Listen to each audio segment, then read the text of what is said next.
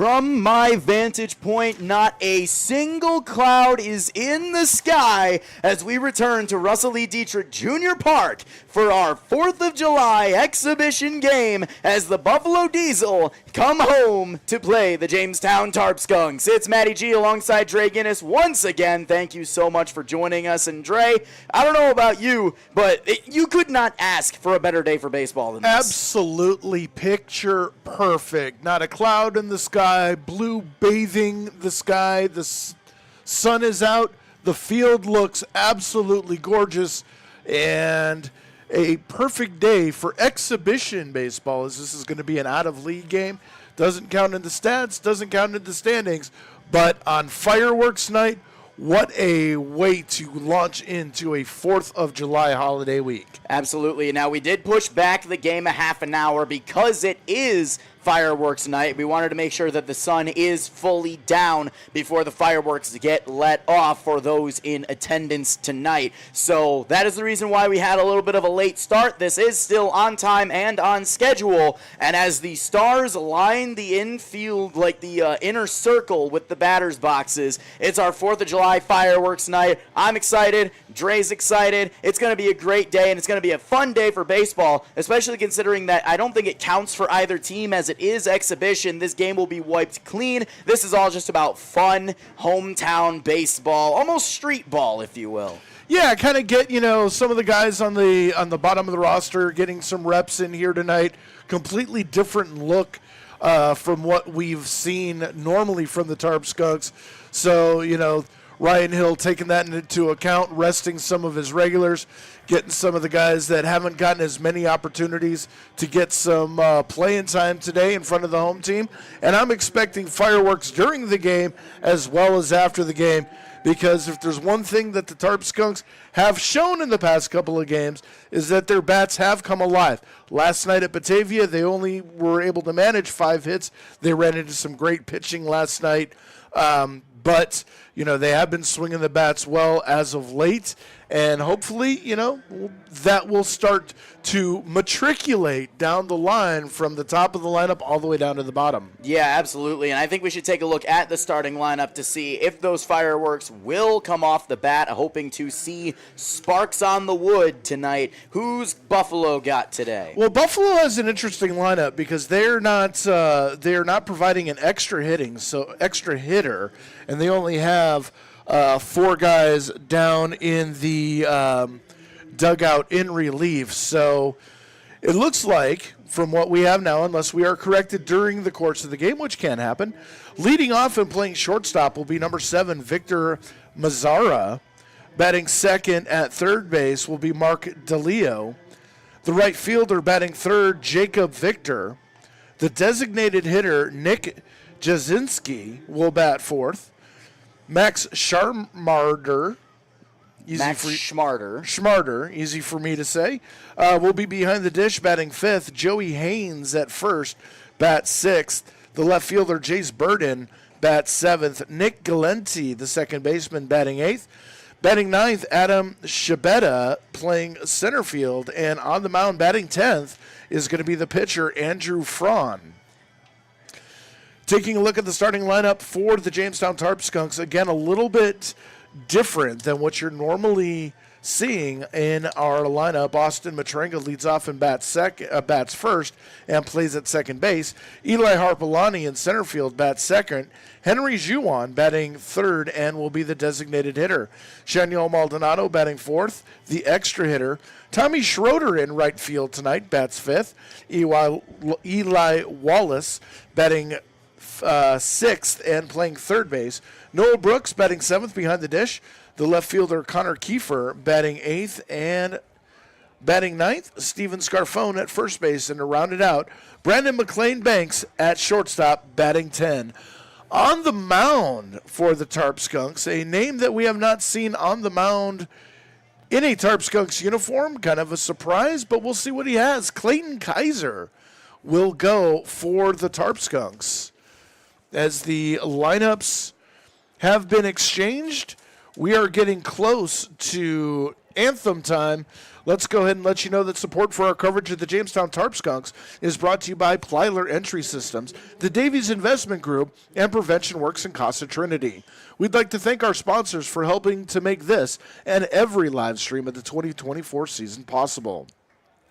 We also encourage all businesses and organizations serving residents in Jamestown and Chautauqua County to consider becoming a Tarp Skunks live stream sponsor for this season or future seasons by calling us at 716-705-5600, emailing us at contactus@tarpskunks.net, or using the contact form on our website, tarpskunks.com, or using the website tarpskunks.com. All sponsors are recognized during each home game during our live stream broadcast and also by our public address announcer. Thank you to our current sponsors and to anyone else considering being a future sponsor of Tarp Skunks Baseball. So we are just about set and ready to go. So, the lineups have been exchanged. The first pitch has been tossed. The lineups will be announced in just a moment by our public address announcer, Jeremy Becker. And after that, the national anthem. And then we're ready to play ball here for our 4th of July fireworks night. We will be right back. We will step away to allow all of this stuff to unfold. We'll be ready for the top of the first. It's Dre Guinness and Matty G here on Tarp Skunks Baseball, the YouTube channel.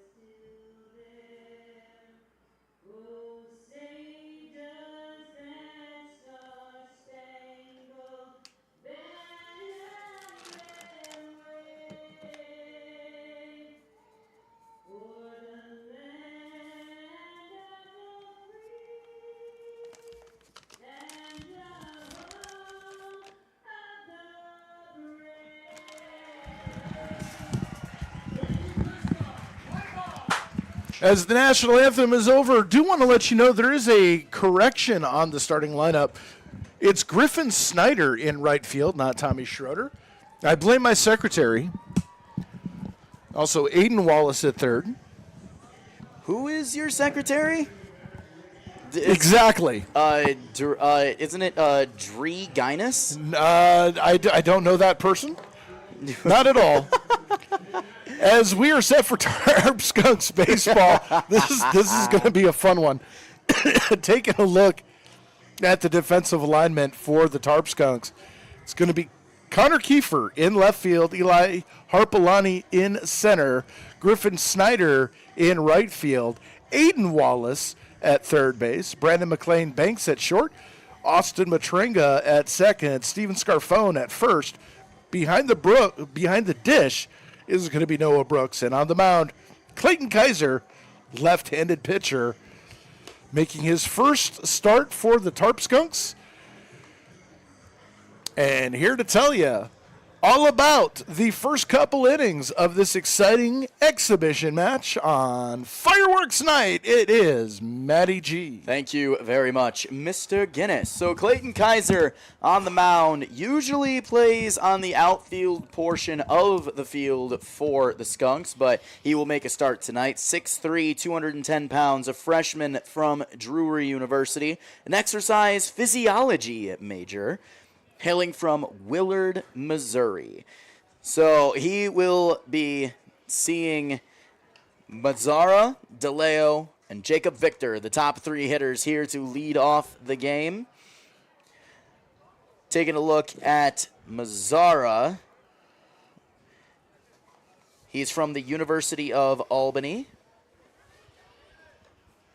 Yeah, looking up and down the Diesel roster, it was hard to find a lot of information about this team online, but we were able to get the roster, and just looking at some of the colleges on this list, rather impressive. Yeah, I had a chance to talk to general manager Christian Dolch here before the game, and I asked him about some of that sort of thing. We're saying that you and I had a bit of a struggle in order to find information.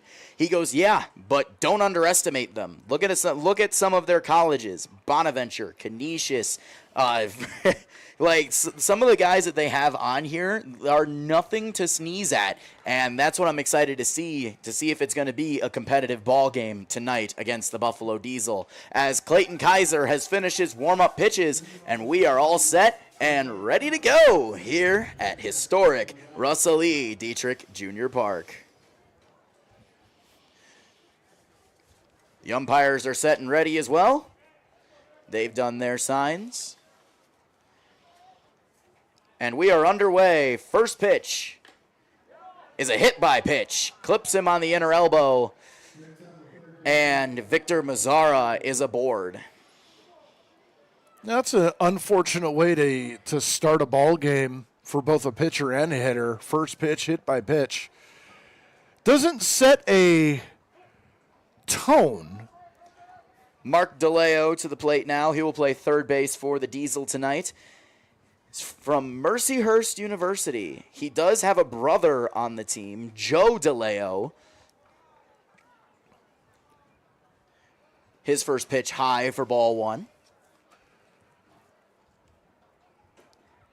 And the next pitch from Kaiser in the dirt for ball two. 72 degrees, slight breeze out there. Flags just barely flapping around out in center. The 2-0 delivery. High. Check swing didn't go around. The count's 3-0, so 4 straight balls here for Clayton Kaiser. Having a little bit of difficulty finding the zone here early on. As the 3-0 pitch. There's the heart of the plate. Nice fastball by Kaiser. That's pretty much what we've seen from him on every pitch. Pitching from the third base side of the rubber. The 3-1. Swing and a miss. And Kaiser has worked it all the way back. The count's full. You know, I'm not sure how much work Kaiser has had on the mound here at Diethrick Park. Definitely different from a bullpen, though. The payoff pitch. High and inside. And the first two batters are aboard by HBP and a base on balls. And that'll bring up Jacob Victor. Jacob Victor, an outfielder hailing from Canisius College. So the D1 athlete stepping up to the plate here for the Buffalo Diesel. And he looks like an absolute unit. Definitely a power hitter worth being in the 3-hole. Big boy, keeping his hands quiet at the plate. It hits Victor on the inner knee. And the wildness of Clayton Kaiser has loaded the bases, and there hasn't been any batting contact yet.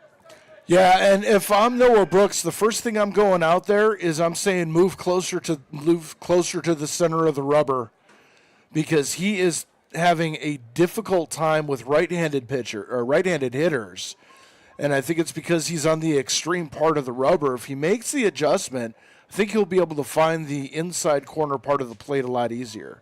So Kaiser going to have to work a little bit. Bases loaded, nobody out. The Diesel threatening early here for Nick Jasinski. Wearing the highest number we've seen on any player in this season, number 87. It's from the University of Buffalo. He only plays designated hitter. His first pitch, over the heart of the plate for strike one at the knees. And he is waving that bat back and forth inside the box like a man possessed, wide open stance toward left. This is all that he does. He only hits for the University of Buffalo. The 0-1 lined up the middle and off of Kaiser's ankle. Fielded by Matranga over to first in time. So a 1-4-3 put out. And they're going to check on Kaiser to make sure that he is okay, as that one ripped off of his ankle. Good job by Austin Matranga over at second to quickly make the adjustment and realize where that ball was going and stop on a dime to make that put out.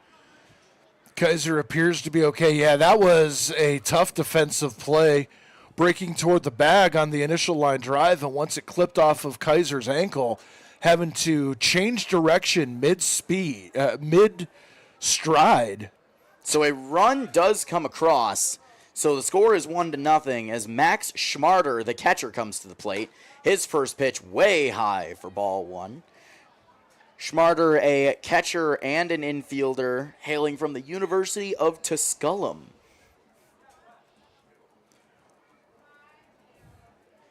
His 1-0 fouled into the netting.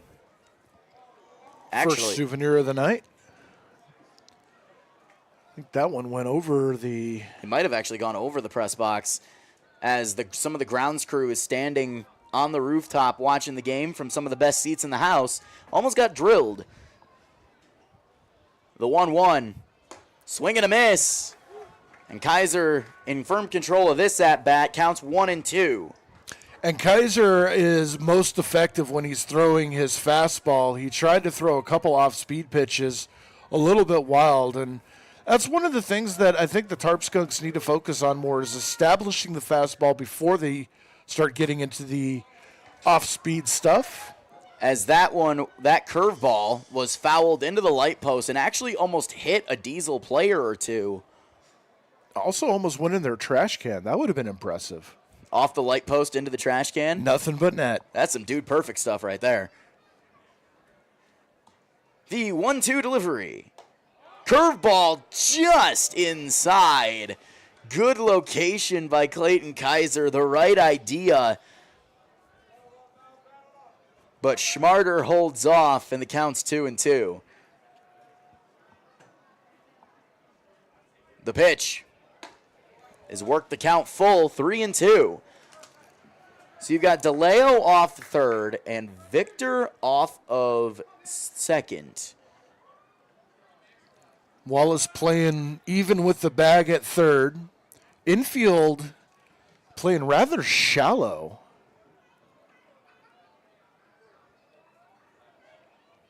Kaiser comes set. The payoff pitch to Schmarter. Inside, ball 4. So Kaiser struggling a bit to find the zone here. Obviously, this is exhibition, so there is less to worry about in terms of pressure for Clayton Kaiser. Obviously, you're still going to want to win and put on a show for the Skunks fans, but hopefully he'll be able to find something soon. Joey Haynes to the plate now, the first baseman for the Diesel. His first pitch high and outside. Haynes, another D1 player from the University of Canisius.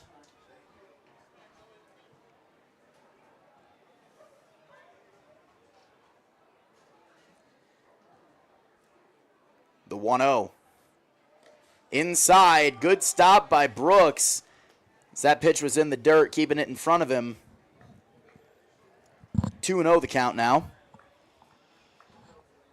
And I have a feeling that Ryan Hill's going to let Clayton Kaiser go as long as he physically can.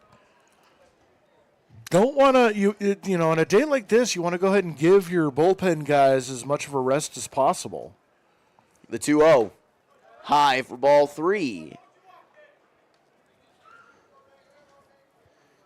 So another 3-0 count here from Clayton Kaiser.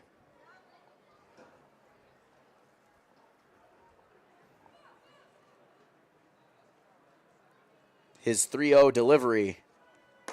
High and it's a 4-pitch walk. So 2 runs have come across for the Buffalo Diesel. The Tarp Skunks crew will call time and come out and have a talk with him, as 2 runs have come across, but not a single base hit for the Buffalo Diesel, as it's been hit, walk, or hit by pitch, walk, hit by pitch, put out, walk, walk. Yeah, for, you know, again, this is I'm not sure how much experience Kaiser has on the mound. He does have a presence out there, so he's done this before, but, you know, obviously he's been focusing this season on, you know, playing in the outfield, trying to, you know, work on his hitting, getting thrown into this situation here. Jace Burnden to the plate now. His first pitch is ball 5.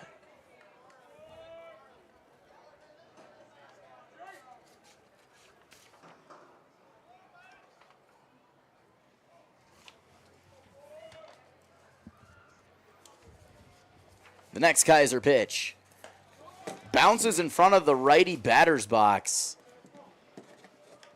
And that's ball 2.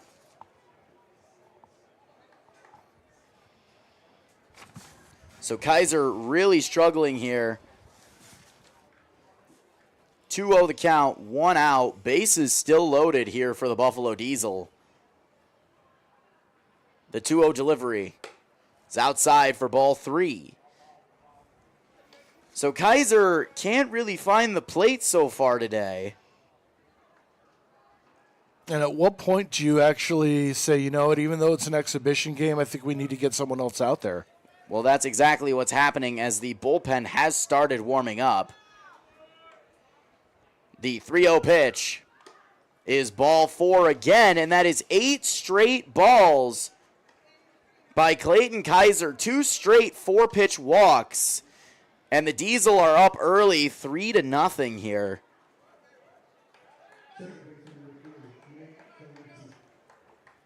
So the bullpen has begun its warm-ups as Nick Galenti comes up to the plate.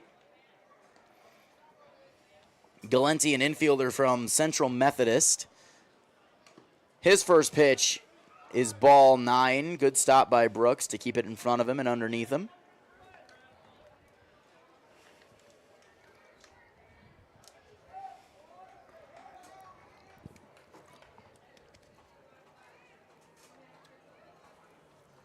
Kaiser going back to the windup. Probably feels a little bit more comfortable from it.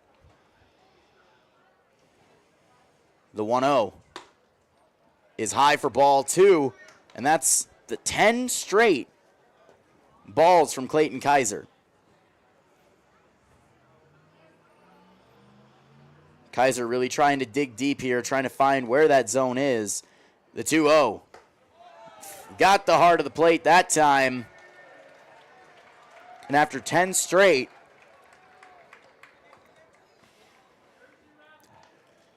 counts 2-1. The 2-1 pitch. Inside, ball 3.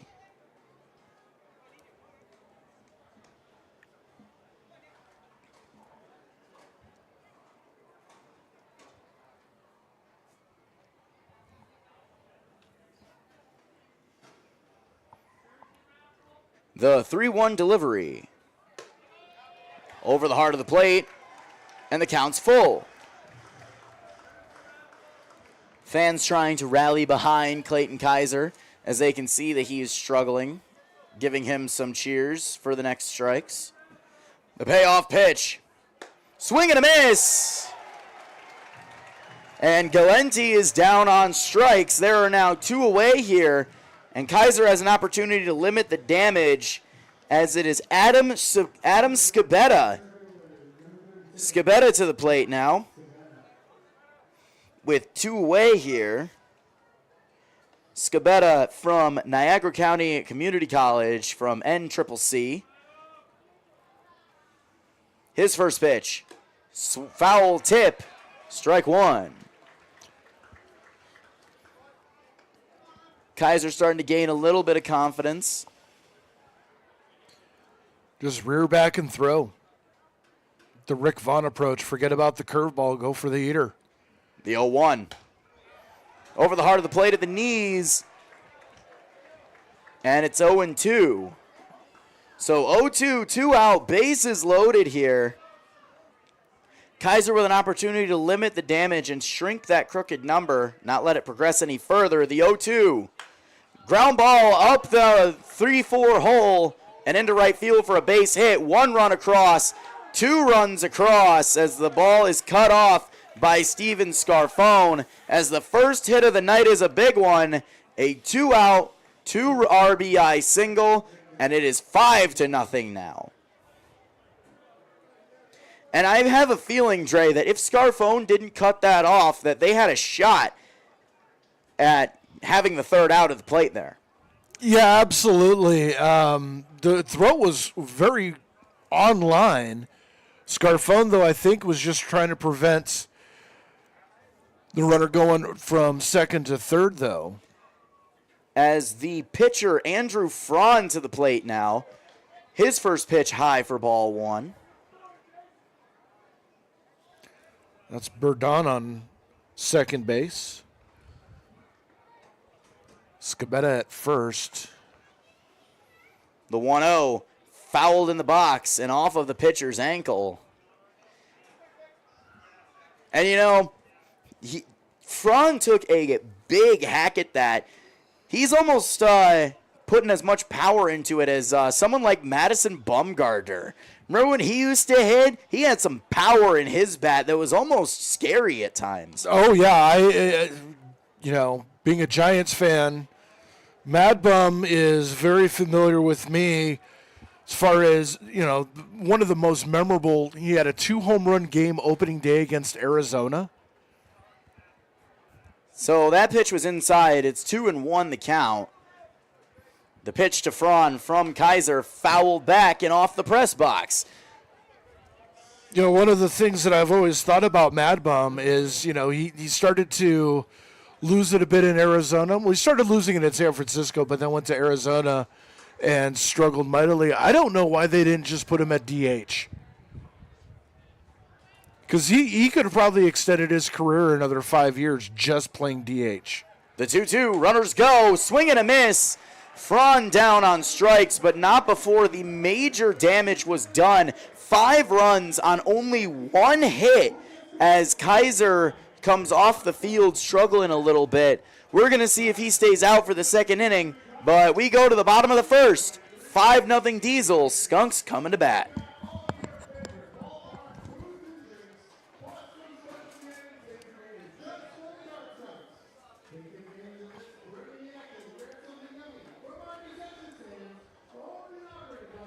Support for our coverage of the Jamestown Tarp Skunks is brought to you by Plyler Entry Systems in Jamestown. Plyler Entry Systems has been serving the area since 1967.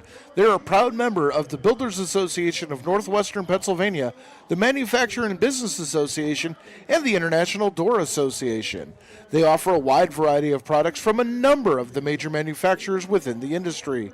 When it comes to doors, they are the experts. Plyler Entry Systems is the proud sponsor of Whiffy, the Jamestown Tarp Skunks official mascot. To learn more about Plyler Entry Systems, call 716-296-0595 or visit plylerentry.com. Upcoming ball games here in the month of July as Newark comes into town on Wednesday, 6:30 p.m. for the first pitch. Niagara Falls back on Friday for $2 hot dog night. $2 dogs all game long. They don't get cut off in the bottom of the seventh inning. So come on down as Jamestown and Niagara renew hostilities this Friday night. And then don't forget the double dip. The Elmira Pioneers come in on Sunday, June 7th for a doubleheader, 2 o'clock for the first game, 5:30 for game 2. As I actually have to apologize. The last hitter of the last inning was the top of the order with Victor Mazzara. Andrew Fraun is not hitting in the lineup, so it was Mazzara that went down on strikes there in the top of the first. I was starting to question that a little bit. As in this level, you don't normally see pitchers hit unless they're a dual player, but Fraun is only a pitcher. So I do apologize for that. As he steps up to the plate, it's going to be Matranga, Harpalani, and Juwan. First pitch to Matranga in there for strike one by Andrew Fraun. Well, it like we said, it was hard to get information on the Buffalo Diesel online. As that pitch bounced in the dirt a good 5-6 feet in front of the plate. And Dre and I can see the marking where that landed very clearly. Replace your divots. The 1-1 outside, count 2-1 now. This is baseball, not cricket or golf. Well, then again, you bounce a ball in the dirt for cricket. Yeah. As that pitch fouled back, 2-2. Because that's technically what you do in cricket. You bounce a ball in the ground and then they hit it.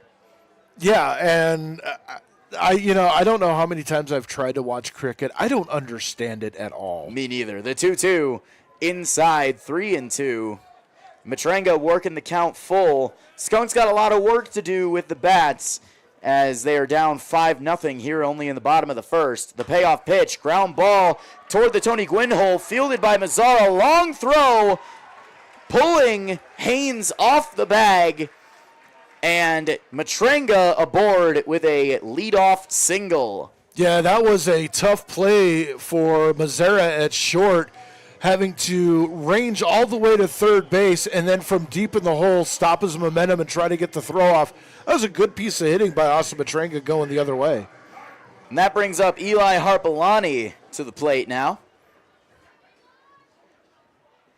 Matranga with a big lead off first. First pitch to Matranga to Harpalani outside for ball one. Yeah, I made mention of their designated hitter. That pitch hit Harpalani, nicked him on the shoulder as Fraun gives him a little sweet chin music. So Harpalani is aboard, and that'll bring up Henry Juwan. Juwan's been swinging a hot bat for the Tarp Skunks. Opportunity for him to keep it going here. Juwan's first pitch from Fraun. More sweet chin music. Juwan matrix ducks out of the way. So a little wildness on both sides here in the first inning. And kind of an odd thing, with a runner on second base, Haynes is basically covering first base at this point. As the 1-0 pitch, curveball dips over the heart of the plate for strike one. Yeah, wide open. Look at that. Wide open gap. The 1-1 hits it high into that gap, but into shallow right field. Underneath it is Victor, and he will make the grab for out number one. If he got that down, he just missed it. Just got underneath it. If he was over top of it by just a little bit, that would have been an easy single, possibly scoring Matranga. But unfortunately, he just got underneath that pitch. But that'll bring up Shaniel Maldonado. Maldonado, the extra hitter tonight.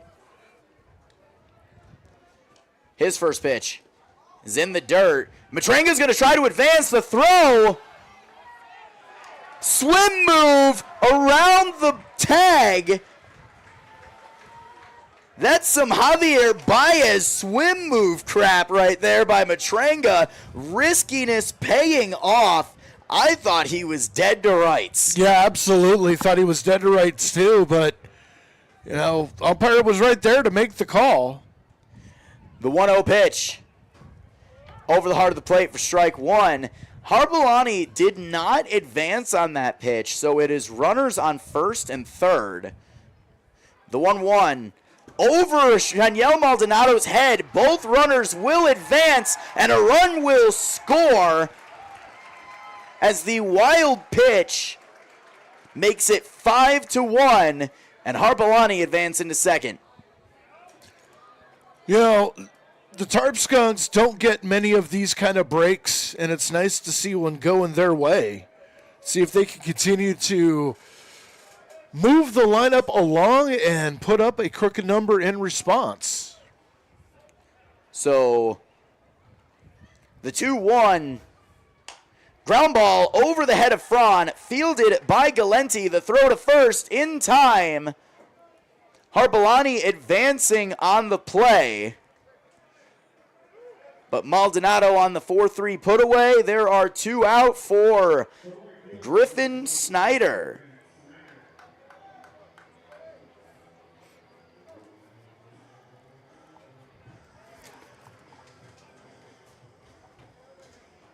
Snyder, normally a pitcher for the Skunks, getting an opportunity to get out into the field today. His first pitch is behind the batter. The throw in time.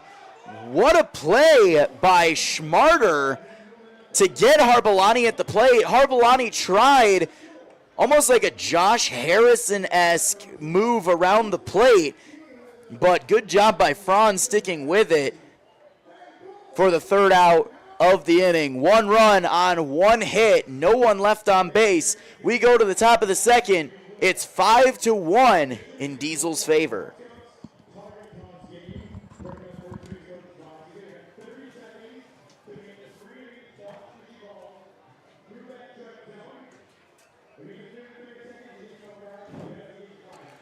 Stay on top of all things Tarp Skunks by making sure you are visiting our website, tarpskunks.com, for schedule information, merchandise, tickets, and more. tarpskunks.com. Also, the social media on the Facebook, the Twitter, and the Instagram, Jamestown Tarp Skunks. Don't forget to follow to keep in touch with everything going on with your Skunks. As we are getting ready to head to the top of the second inning, we are going to get a new pitcher in for the Tarp Skunks. This is going to be Austin Kalsick. Austin Kalsick making another appearance for the Skunks here. 6'2", 150, a senior at Grand Canyon University, hailing from Goodyear, Arizona. And, you know, I'm seeing a lot of sweatshirts in the stands right now. The breeze is rather cool. How do you think Kalsick feels, especially considering he's from Arizona? Oh, this must feel like he's pitching in a refrigerator. You know, I'm thinking that Kenmore extended, you know, the big one. Yeah, for me, it's chilly. I'm wearing shorts. Normally, this is a night I'd wear jeans. Feels like mid-April out here today. Yeah, so it's 67 degrees outside right now. In Goodyear, Arizona, it's 103. Nope. As that is going to bring up Mark DeLeo. His first pitch from Kalsick over the heart of the plate for strike one. So, yeah, 67 to 103. Like, this is almost winter for Kalsick. The 0-1 pitch grounded to first, fielded cleanly by Scarfone. He will take it himself for out number one. This is to be honest, this is my kind of weather. I could live, if I could find a place that was like this 300 days a year, that's where I would be. First pitch. Well, Jacob Victor is about to receive his first pitch, taking his sweet old time coming to the plate. And the one thing I got to mention, when I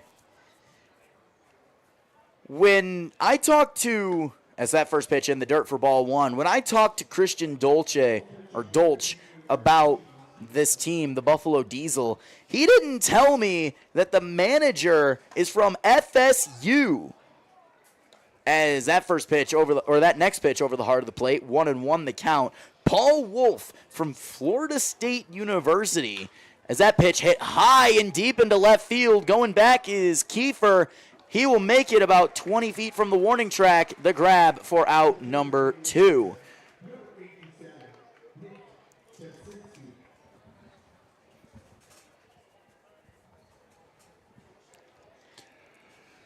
So Nick Jasinski, the batter, and going back to, I keep trying to bring this up, wearing number 87. Did you have a number that you had to wear?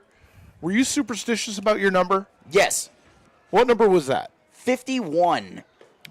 Really? As that first pitch low for ball one. Yes. The Randy Johnson number. The Randy Johnson number. I received that my JV year in high school, and I wore it every year since.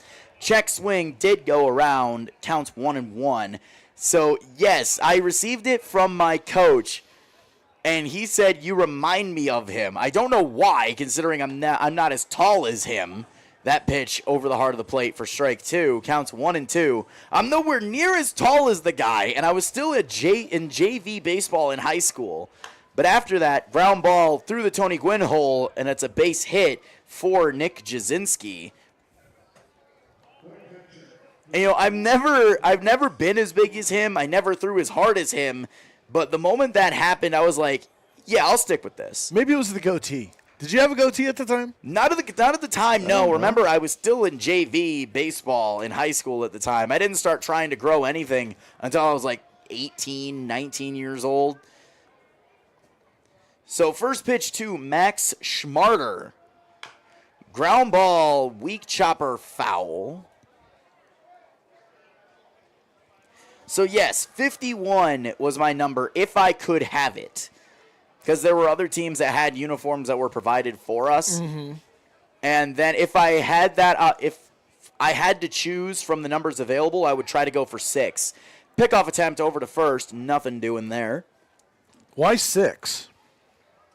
Because it was a high school number given to me when I was called up to varsity my freshman year. That pitch in the dirt, swing and a miss. Counts 0-2. So it was a number given to me, so I was like, you know what, I'll just stick with it. You already have it, stick with it. Like, why change anything? If it ain't broke, don't fix it. Because it's a number that people will recognize you by. The 0-2. Lined into left field in front of Connor Kiefer. And it is another single, this time by Max Schmarter. And that'll bring up the first baseman, Joey Haynes. So I was like that myself. When I was playing in Little League, I would always try to get number 9. But once I got, older and was able to choose my own number, 54. Interesting. First pitch to Haynes, fouled back. Why 54? It's kind of a long and contrived reason. We've got time. Yeah, that's true. it's just 9 is a variant, or 9 or multiples of 9. So 9, 27, or 54 were the three numbers that I would feel comfortable wearing. As that pitch over the heart of the plate for strike 2. So as long as it was a multiple of 9, you didn't care. Well, no, it couldn't be 18, and it couldn't be 36 or 45. It had to be either 9, 27, or 54. The 0-2 lined into right. Underneath it is Griffin Snyder for the third out of the inning. No runs on 2 hits. 2 runners left on base. We go to the bottom of the second. The score remains 5-1.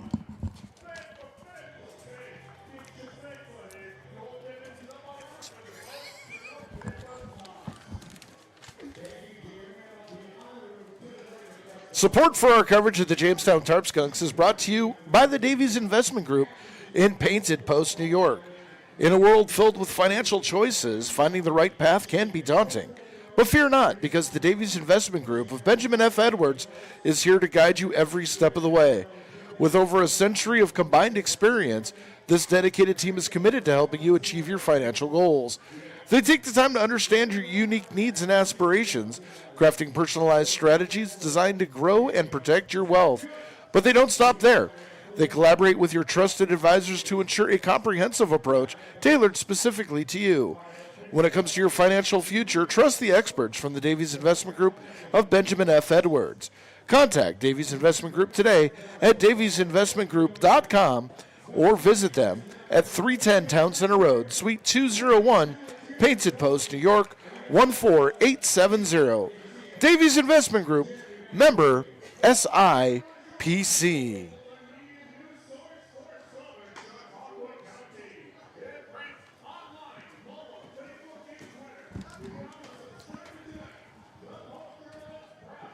As we head to the bottom of the second inning, Andrew Fraun on the mound will start his second inning of work, and he'll face Snyder, Wallace, and Brooks. 5, 6, 7, and here to tell you all about it, it's Matty G. Yo, I'm back and better than ever. So Griffin Snyder will come back up to the plate. All right, Eric. Eric Bischoff.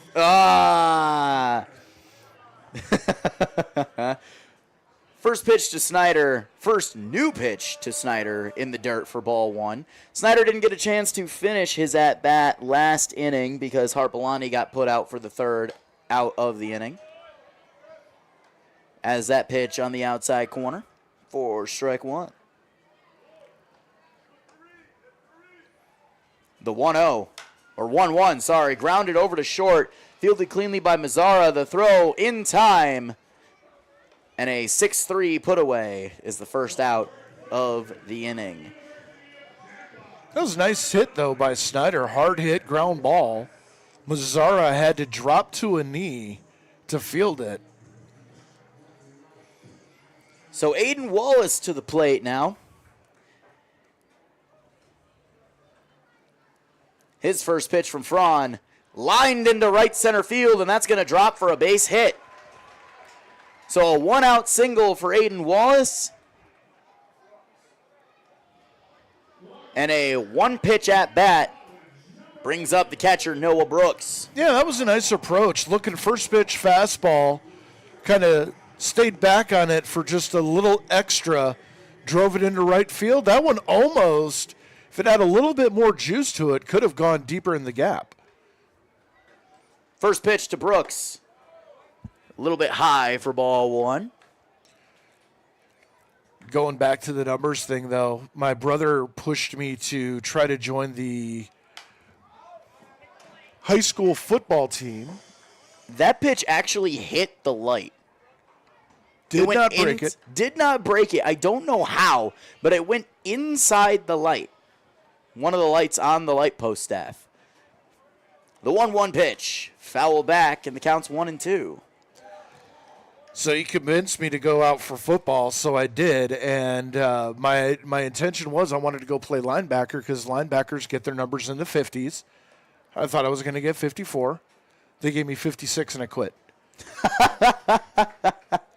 That pitch high and outside counts 2-2. So you quit because of your number. Well, I quit for multiple reasons. One, I hadn't played football growing up, so I was, out there doing conditioning and training and getting like one rep in scrimmages, and the rest of the time I was sitting on the sideline. There was no way I was gonna play my freshman year, and I just didn't want to put my body through the rigors of football for just to get a number and one, maybe two snaps a game. That pitch in the dirt and outside. Good stop there by Schmarter. And the count is full for Noah Brooks.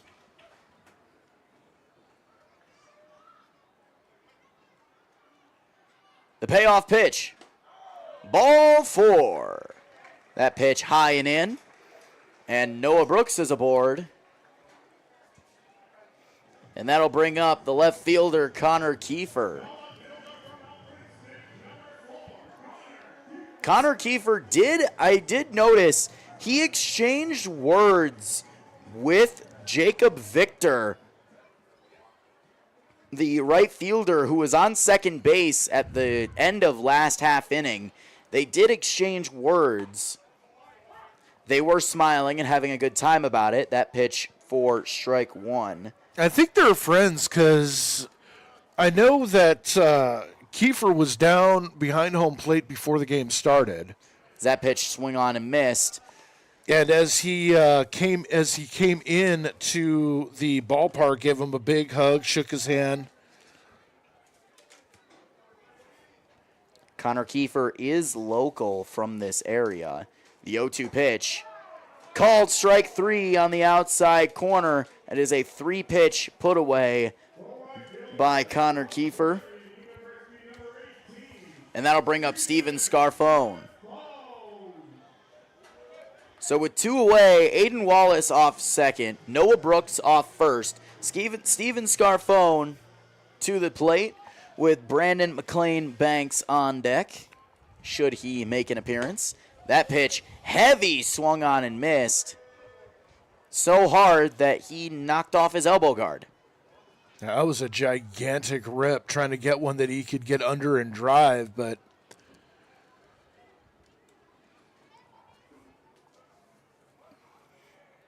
one of the things I've noticed with Scarfone's swing, that pitch outside for ball 1, is that, for left-handers, one of the biggest reasons that a lot of left-handed hitters are so successful is that they're swinging down on the ball.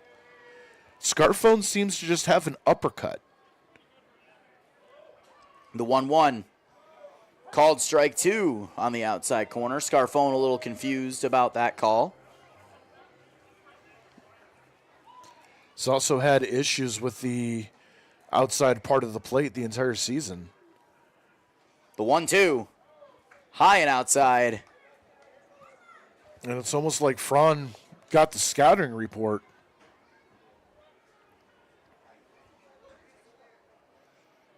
The 2-2 pitch. Just outside. And Scarfone has worked the count full. Wallace and Brooks will be in motion on this pitch.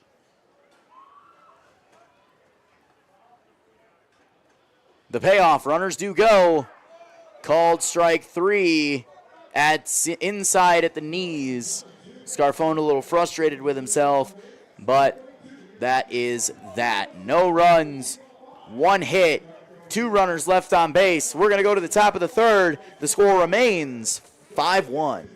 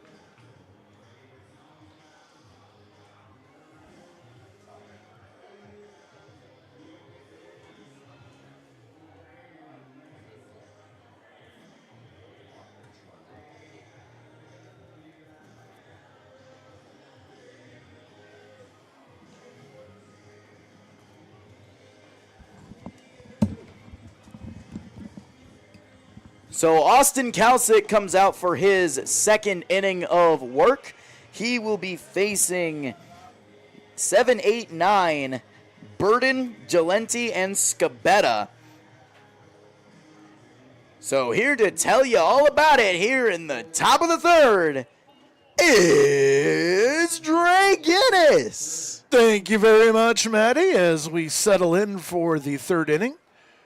Austin Kalsick, his second inning of work as Burden steps in. First pitch off the outside for a ball, 1-0.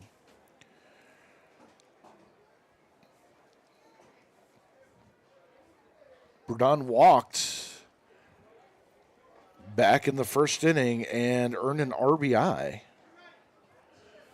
as it's now 2-0. Galenti on deck. And the pitch. Swing and a miss. 2-1.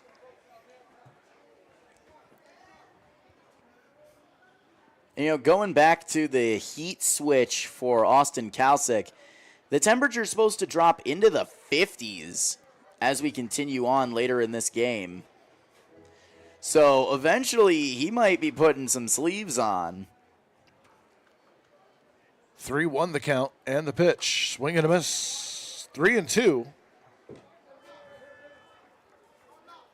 And Kalsick,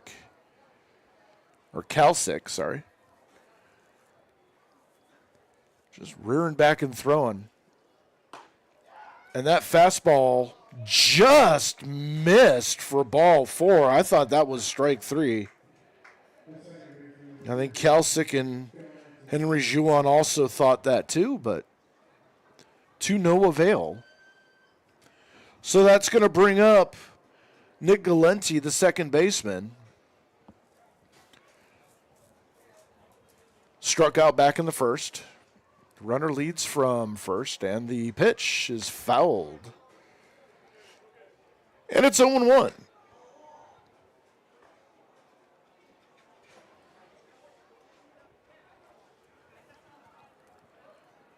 Second baseman stands in, crowding the plate a bit. And the pitch. Swing and a miss. 0-2 the count. So Galenti quickly falls behind here. So Burden takes his lead.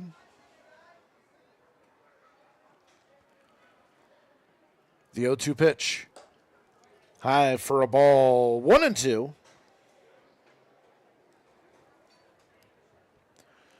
Scabetta back on deck. 5-1 Diesel here in the top of the third inning. And the 1-2 pitch is a line drive into left field for a base hit. Holding at second is Burden as Galenti picks up his first hit of the ball game. And with nobody out and 2 on, that is going to bring up the center fielder, Adam Scabetta.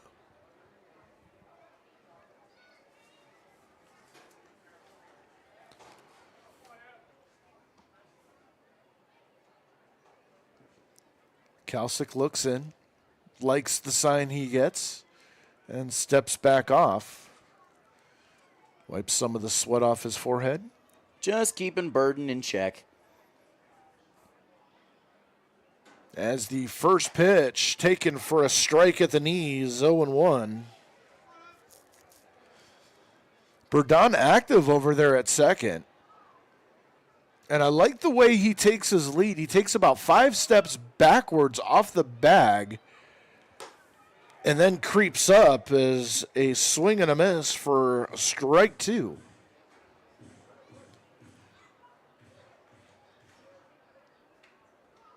It's kind of unique. Gives him a little bit of a momentum edge. I'm not sure that's legal, though, as the 0-2 pitch got Scabetta looking on the outside corner, and the first out of the inning. That's going to bring up the shortstop, Victor Mazzara. Mazzara, who batted twice in the first inning, was hit by a pitch and scored and struck out to end the first inning.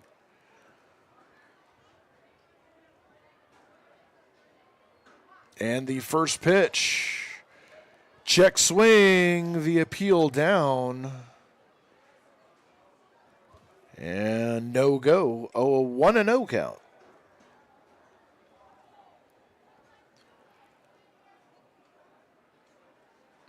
Kalsick kicks and throws. High for, oh!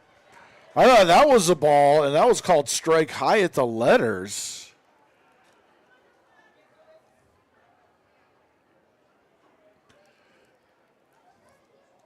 And they're saying he did go around on the check swing, so 0-2 the count. As a chopper at the plate just rolls foul, and we'll do it again.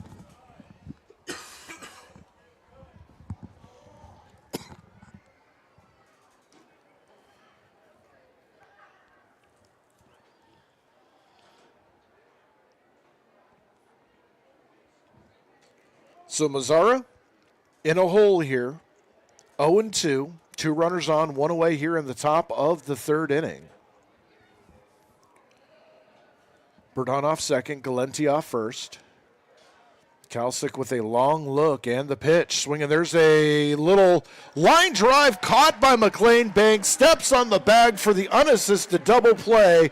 And that is the end of the side as no runs on 1 hit, 2 runners left on base. We go to the bottom of the third inning. It's 5-1 Buffalo. Support for our coverage of the Jamestown Tarp Skunks is brought to you by Prevention Works in Casa Trinity. Prevention Works in Jamestown, New York provides substance use prevention and social, emotional, learning, and intervention services since 1974. Casa Trinity is dedicated to empowering those on their path to recovery. Hope begins here, and recovery is possible. Both Prevention Works and Casa Trinity are pairing up to educate communities on the dangers of fentanyl that's getting too close to home. 1 pill is enough to kill, especially if it contains fentanyl. It only takes 2 milligrams to take a life, which equates to the tip of a pencil. Be proactive and protect your loved ones by learning more. Visit DEA.gov/1pill if you think someone you know is at risk, or call 716-664-3608.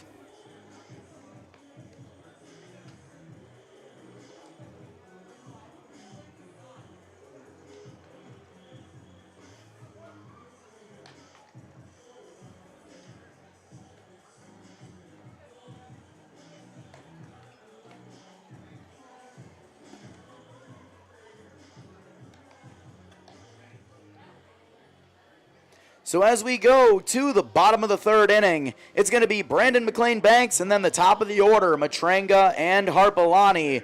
So 10-1-2, here to tell you all about it. Once again, it's my man, Dre Guinness.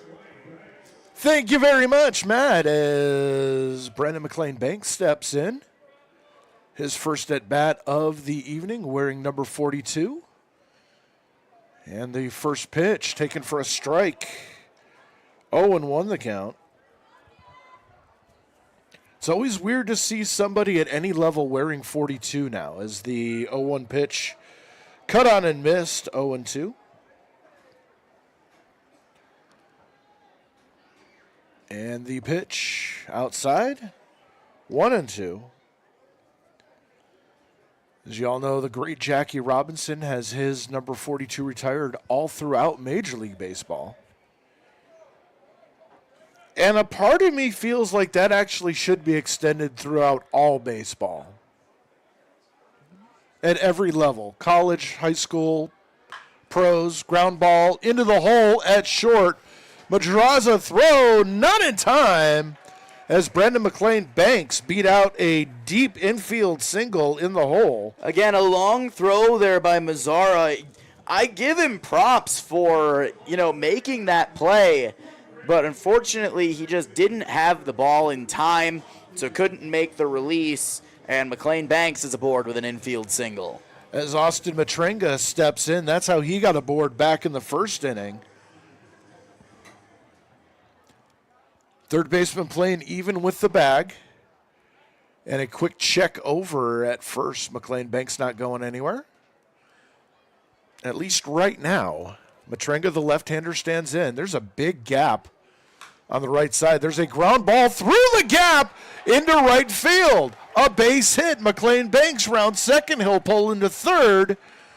And a single puts runners at the corners with nobody out, and Eli Harpalani coming to the plate. I give Matrenga props for the location of that. However, I do have to be a little bit picky about it because Haynes had a good shot at that with the way he came off the bag. He just didn't quite have the reaction time, so it snuck underneath his glove. But what about the speed by McLean Banks to advance to third on that? As the first pitch to Harpalani taken for a strike, 0-1, plus heads-up base running.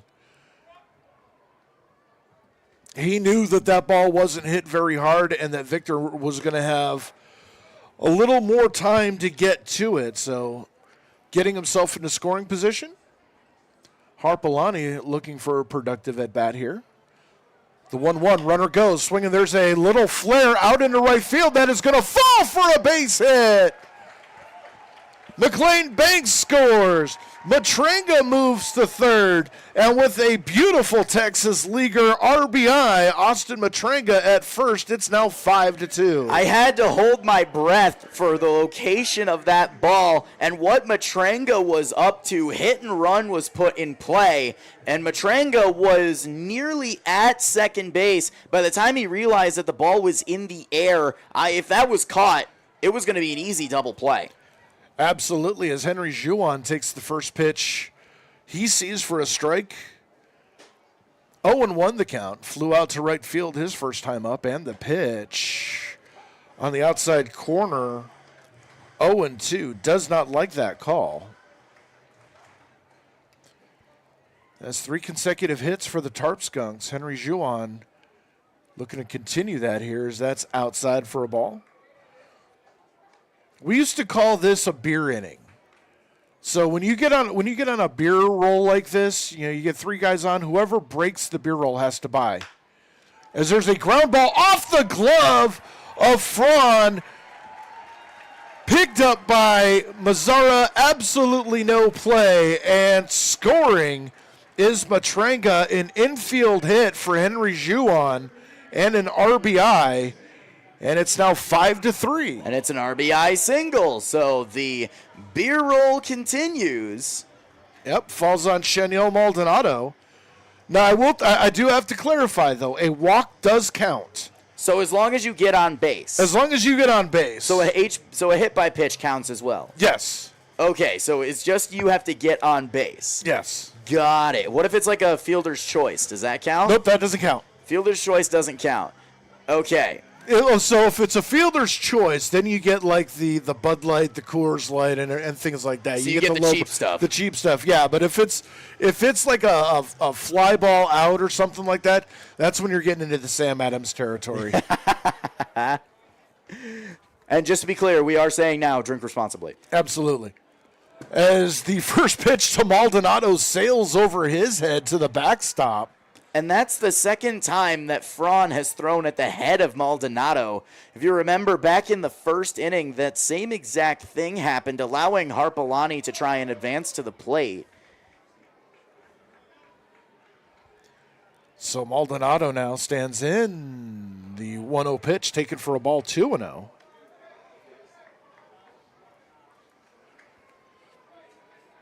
So both runners advance on the wild pitch. The 2-0, way outside for a ball, 3-0.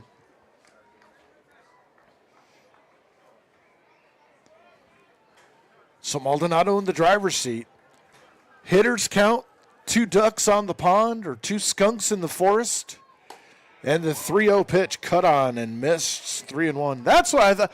I like that. Skunks in the forest. I'm good with that. However, that hack by Maldonado, he was looking to put that over the fence. Swinging, there's a foul down the right field line heading toward the picnic area and out of play.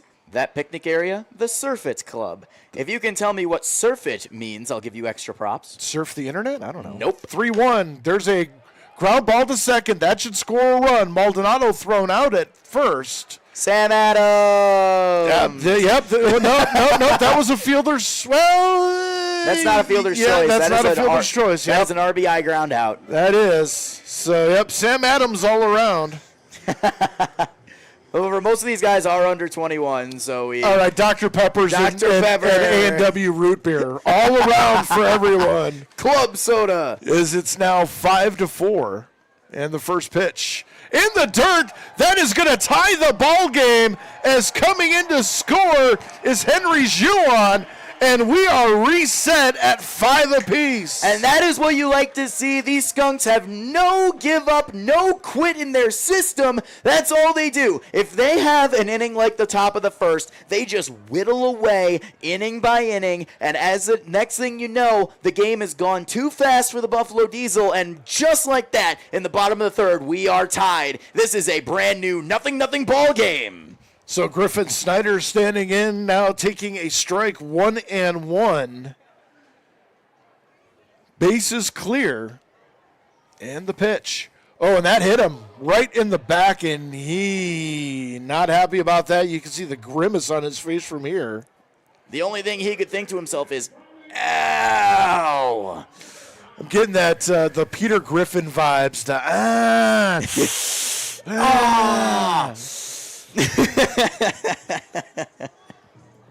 As we're going to get a mound visit here. Action is ramped up in the Diesel bullpen. This has definitely been a much different story. So the Diesel started off the game 5 runs on only 1 hit. It was hit by pitch, walk, hit by pitch. Just unfortunate. Clayton Kaiser came out to start the game. He hadn't pitched in a while. He hasn't pitched all season here. So the Diesel's getting 5 runs as a result of just tough pitching. The Tarp Skunks getting 1 in the first, 4 here in the third inning, and the difference has been, as this game has gone on, the Skunks' bats have really lit up. Austin Kalsick coming in doing a great job on his end of the field. So here we go, tied at 5 again. Runner at first, 1 out. And Aiden Wallace, the batter, takes the first pitch low for a ball, 1-0. Snyder off first, the pitch. Taken for a strike, 1-1.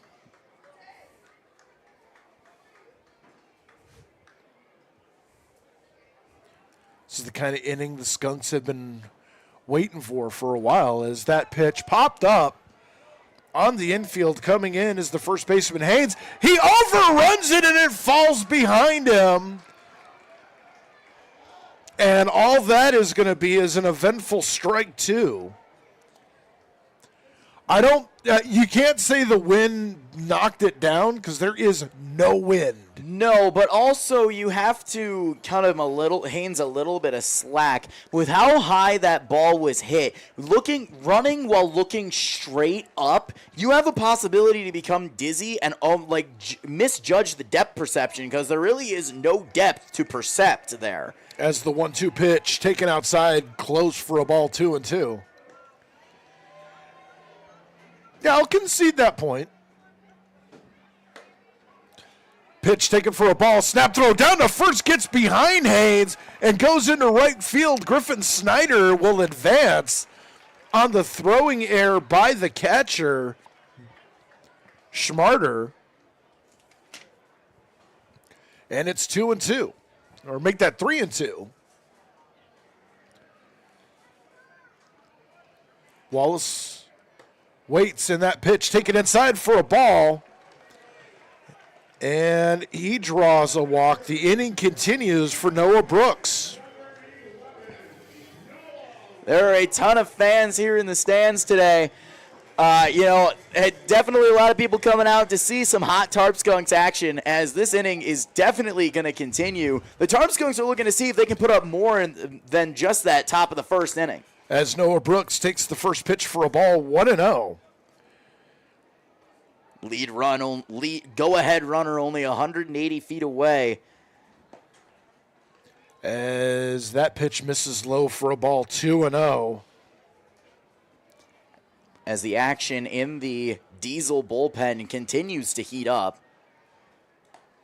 That one in the dirt, 3-0, and Fraun, the wheels have come off. And looking at Ryan Hill, he just gave Noah Brooks the green light. If this pitch is down the middle, he's going to be looking to put this one over 340 feet. The 3-0 taken right down the middle for a strike, 3-1. Well, color me humbled. Well, I mean, he might have been looking fastball away, saw that one in and decided not to swing. As the 3-1 line drive into left field. That's a base hit. Come on. Rounding third and heading to the plate and scoring is Snyder. And the Tarp Skunks have a 6-5 lead. Well, he found the pitch he wanted. 3-1 down the heart of the plate. That is going to... on the swing of the bat by Noah Brooks, that is going to end the day for Andrew Fraun as 5 runs have come across here in the bottom of the third. The Tarp Skunks have answered right back from what happened in the top of the first. 6-5 lead. Once we have information on who is coming in, we will let you know. So we're going to step away, take a break for the pitching change. You're watching Tarp Skunks Baseball on the YouTube television network.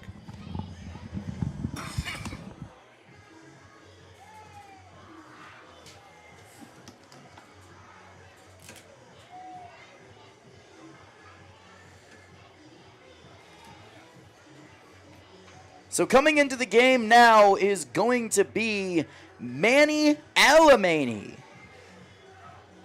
Manny Alemany replacing Andrew Fraun. He is a pitcher at ECC. He will take over here in the top of the first. He's going to be facing Connor Kiefer and Steven Scarfone, the only 2 left before we've turned the book and the entire lineup has gone through.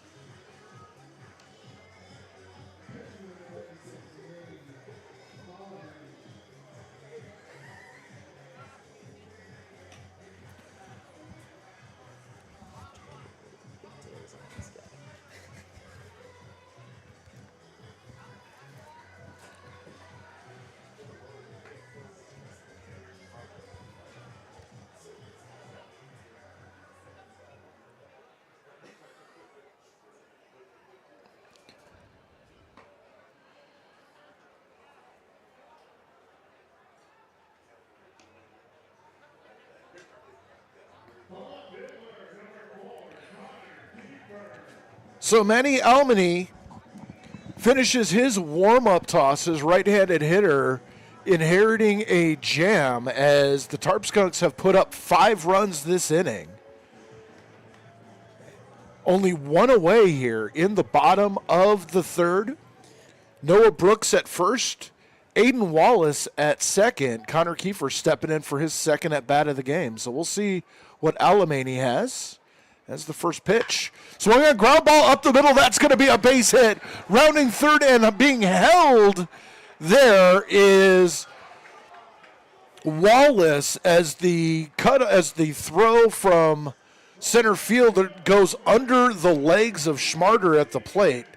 Bases are now loaded once again, and Steven Scarfone coming to the plate. So, yeah, I understand why Ryan Hill held him up. With where that ball was placed, it was a seeing eye single up the middle, and Scabetta had an easy throw in. His momentum was already pulling him towards home plate, so the throw was an absolute bullet. First pitch to Scarfone on the outside corner for a strike. 0-1 the count. Scarfone, the 10th batter of the inning. And the 0-1. Curveball missing low for a ball, 1-1. And we mentioned it in games past, the CRA that Dre mentioned. I wasn't going to bring it up. Ground ball into the hole at third. Noah Brooks apparently forgot that there was a runner at first as DeLeo takes it to the bag himself. Run does score. A run scored, but Brooks frustrated with himself, saying, I forgot I was forced. Dang it. But it does give him enough time to be able to put his gear back on for the top of the fourth, as there is now 2 away. And it looks like they gave Scarfone a base hit on that one, as the pitch to Brendan McLean Banks, missing low for a ball, 1-0. We're going to get clarification on that. But it is going to be an RBI for Scarfone, as McLean Banks swing and a miss, 1-1 the count. McLean Banks, who started this inning off with a base hit, back up again.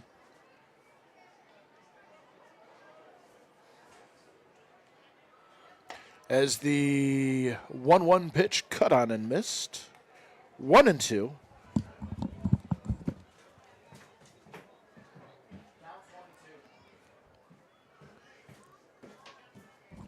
The 1-2 runners go, swing and a miss. And that is going to end the inning.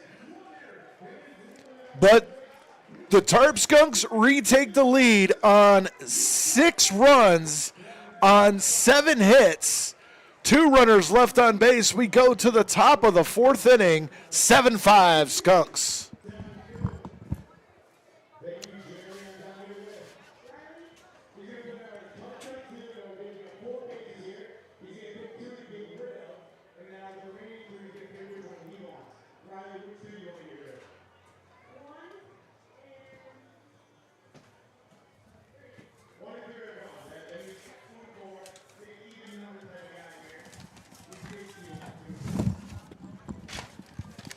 New pitcher on the mound for the Jamestown Tarp Skunks. Usually in the starting role, it's Sam Huff.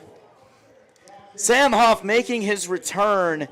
Last appearance he had, he struggled a lot. So looking for a bit of redemption here against the Buffalo Diesel. 6'3", 195, a senior from Bates College. He is an Earth and Climate Sciences major, looking to possibly be a meteorologist. Send him down to Goodyear, Arizona. You can do the weather there for Austin Kalsick. One of the only jobs where you get paid to be wrong. You know what? I never looked at it that way. It's one of the only jobs where you get paid to be incorrect. They predict sun, it's downpouring over in western New York. So he will be facing the top of the, it's going to be 2, 3, 4, DeLeo, Victor, and Jasinski for their third at-bats of the game. And here to tell you all about it, it's Dre Guinness. All right, Manny, thank you very much as we head to the 4th inning. Sam Huff kicks and throws, and the first pitch to DeLeo is on the outside corner for a strike, 0-1 the count. DeLeo walked in the first, grounded out to first in the second as the next pitch taken for a strike, 0-2 the count.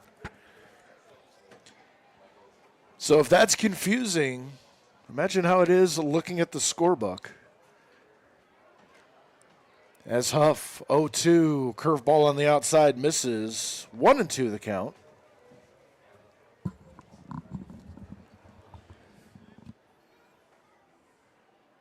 The 1-2 pitch. Popped up, left side, under it is Wallace, and he puts it away for out number 1. So good sign for Huff to start the top of the 4th inning. You know, I wasn't going to bring it up, but you did. The CRA, the called run average. Yours, I mean, both of ours went down from the Batavia game. Mine went to 3.5. Yours went to 2.52. Yours only went down 0.04 of a point. Yes, but even then. As the first pitch to Jacob Victor. The bottom of the 3rd, if that says anything.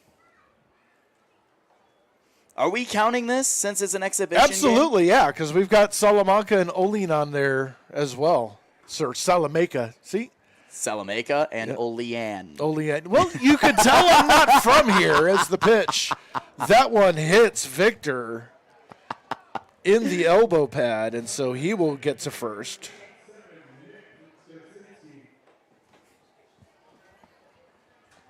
So that's going to bring up the designated hitter, Nick Jasinski. Hit by a pitch, flew out back in the 2nd. Nope, make that. He had an unusual ground out. I'm sorry, I was looking at Victor's stat line there for a second as Victor takes his lead off first, and the pitch to Hoff is fouled at the plate off the foot. And 0-1 for Jasinski. He grounded into an unusual putout. Ball off the foot of Clayton Kaiser. Went to Matrenga at 2nd to finish off the play at first to Scarfone. So 1-4-3 and an RBI back in the 1st. Also singled in the 2nd. That one fouled off to the right, not a play. And quickly it's 0-2.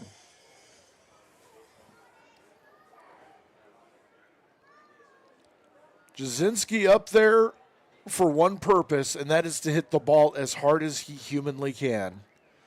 Huff looking to put him away here. The 0-2. Swinging, there's a line drive to left field, but right there is Kiefer. He will make the catch, and there are 2 away here in the 4th. It was a good piece of hitting by Nick Jasinski, but it's one of those things where it's a good hit, you're just unlucky, as it was right at somebody. As one thing I just noticed, the outfield having a bit of fun, the way they call outs, they do like, you know the arm worm that you do for like breakdancing? They did that to one another to tell themselves that there's 2 away. As the first pitch to Schmarter goes foul out to the right side. 0-1 the count. Yeah, you can definitely tell they're feeling loose. And here's a throwback. I just noticed in the Buffalo Diesel bullpen, there is a guy wearing a Jamestown Jammers jacket. Wow. As that one misses outside 1-1. So we have some former fans on the Buffalo Diesel from back when they were affiliated with the major leagues, when they were the single A affiliate. And the pitch, curveball misses inside for a ball, 2-1. Glad to know that it is a friendly time between the Skunks and the Buffalo Diesel. Absolutely. Ooh, that pitch. Well, barely missed. Color me humbled. Soft just threw the fastball of his life at the hip of Max Schmarter. So Schmarter in the driver's seat, 3-1, 2 away here. Runner takes his lead from first, and the pitch. Swinging, there's another foul back. Over the bullpen, over the press box, into the concourse. Keep the concession stand safe. That's right. Especially for this Friday night, $2 hot dog night. Found $4 in the dryer today, so I'm putting that aside for 2 hot dogs. That's my pregame meal. And the pitch, runner goes, swinging. There's a ground ball up the middle. Matrenga has it, long throw to first, and it skips by Scarfone and heads into the Diesel dugout. And so that will put runners at second and third with 2 away and bring up Joey Haynes. You know, it was a good attempt there by Scarfone to make the play. Good attempt by Austin Matranga, almost having to do a Derek Jeter-esque throw to get it over to first base. Had to turn 180 degrees, but momentum was still pulling him into left center. Yeah, those were the plays as a second baseman I hated. I usually just ended up eating the ball because I didn't trust my arm. Matranga, though, I'll give him all the credit in the world for even trying it. Came real close. And the pitch. Taken for a strike, Haynes walked and flew out to right field. That one back in the second inning.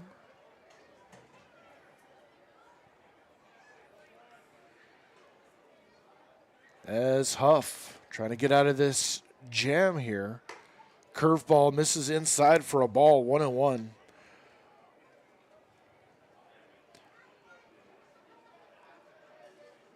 Huff continues to work the curveball. And if you go back and you look, he has most success when he's just firing that heater. As that one misses on the outside, 2-1. Does have a slider. Don't see it a lot.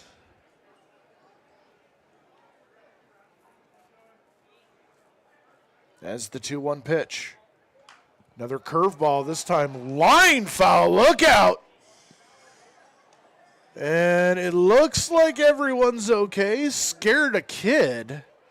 As that bounced right on the backing of the bleacher, maybe within 4 or 5 inches from him. So now 2-2 the count. And the pitch. Another foul. Off to the right, not a play.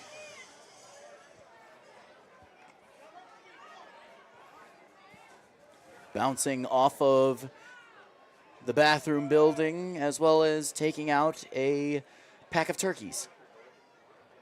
Turkeys. Okay. I don't know what a pack of turkeys is called. As the 2-2 again fouled off. And there go the honey badgers. Oh, you're just reaching into the bag tonight, aren't you? I got to fire back somehow. Someone's got to be the heel here. Yeah, I've done my time as a heel on TV. I think I'm good with that. The 2-2 yet again. Swinging, there's a ground ball foul again, and a nice play by the first base coach, barehanded. That is Joe DeLeo. So Mark DeLeo's brother coaching first base. I'm assuming that they're brothers if they have the same last name. Yeah, I would imagine. That's not a very common name. It's not like you're looking at the roster and see 3 Smiths. And the pitch. Whoa! That one, I don't know how to describe. That one was a light speed bullet into the dugout of the Buffalo Diesel. And not only that, but Jace Burden was about halfway to the dirt circle. He wasn't in the home plate, or he wasn't in the batter's box that we have as like an on-deck turf area, but he definitely is now, as he just got the lights. He just had his light flash before his eyes as he had to matrix that. His light flashed before my eyes when I saw that, as that pitch came in and missing for a ball, 3-2. So full count, 3-2. And the pitch. Another foul. So how many pitches in this at-bat now?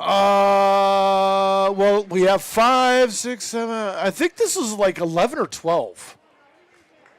Because he had 5 or 6 consecutive fouls before that third ball came in. And the pitch. Curveball misses high for a ball. And Haynes is aboard after a prolonged at-bat. And the bases are loaded for the aforementioned Jace Burdon. And I actually think that line foul ball we talked about earlier hit somebody as a pack of ice just went into the dugout, and it got put on someone's knee. Ooh. First pitch to Bourdon, taken on the outside corner for a strike, 0-1. However, I would rather hit someone's knee than Bourdon's face, as he had to limbo underneath that ball. Lightning reflexes as well by Bourdon on that foul ball. Yeah, I can attest. Getting hit in the face with a line drive is not fun. Ground ball to second. That should end the inning. Throw on to first by Matranga, and the side retired. No runs on no hits. 3 runners left on base. We go to the bottom of the 4th inning. It's 7-5 Skunks.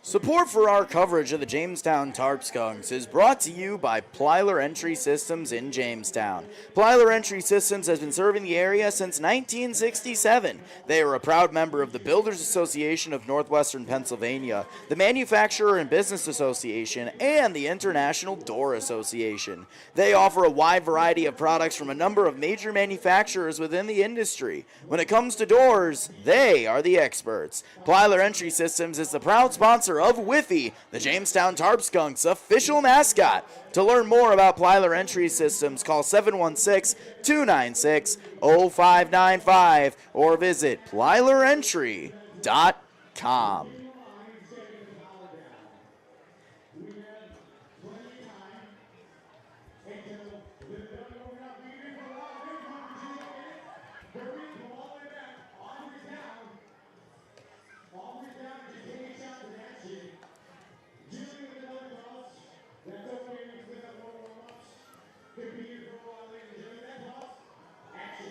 As Manny Alemany begins his warm-ups, as we head to the bottom of the 4th inning, the batting order is going to be the top of the order, as a matter of fact. Matranga, Harpalani, Henry, Juwan. And you know, the one thing I noticed, Dre, I'm going to make a connection here. You know who Manny Alemany looks like? He looks like Keegan-Michael Key if he had hair. I'll take your word for it. You know, like Key and Peele? Not too familiar with him. Yeah. And even better is the fact that he's got pigtails. He's got some long hair tied up in a braid. So they got Keegan-Michael Key on the mound. All righty. As Austin Matranga steps in. There's the age difference showing once again. Absolutely. The first pitch to Matranga on the outside corner for a strike, 0-1. Well, it's also due to the fact I don't watch TV anymore. He's not even TV. He's YouTube. Ever watch College Humor? No. Oh, well, there you go.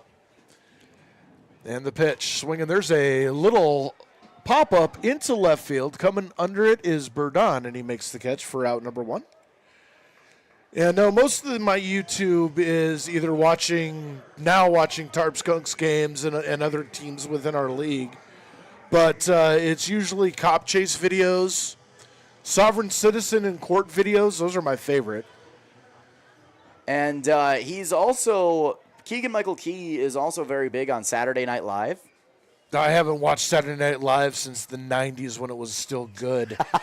As Harpalani comes in, ground ball the other way to second. Galenti has it, throws on the first, 2 away. And that's going to bring up Henry Juwan. Quickly 2 out here. Yeah, see, I don't know if you've done your Saturday Night Live history and gone back and watched, but I'd challenge anyone to tell me that there was an era better than it was when Phil Hartman, Dana Carvey, Mike Myers, Jan Hooks, I can't remember them all. There's just too many to list. First pitch. What about like the David Spade and Rob Schneider era? Well, they're in that era, too. They're part of that era. I miss them. David Spade, Rob Schneider. Chris Farley. Wasn't Dan Aykroyd a part of that at one point? No, Dan Aykroyd was part of the original Not Ready for Primetime Players, as that pitch bounces in the dirt for a ball 2-0. It was Aykroyd, Jane... can't remember what Jane's last name was. But that's also when you had Chevy Chase, John Belushi. Pitch misses inside for a ball. 3-0. The count to Henry Juan. Zalamini started off this inning quickly, getting the first two out quick. Going 3-0 to Henry Juan. Takes a strike, 3-1.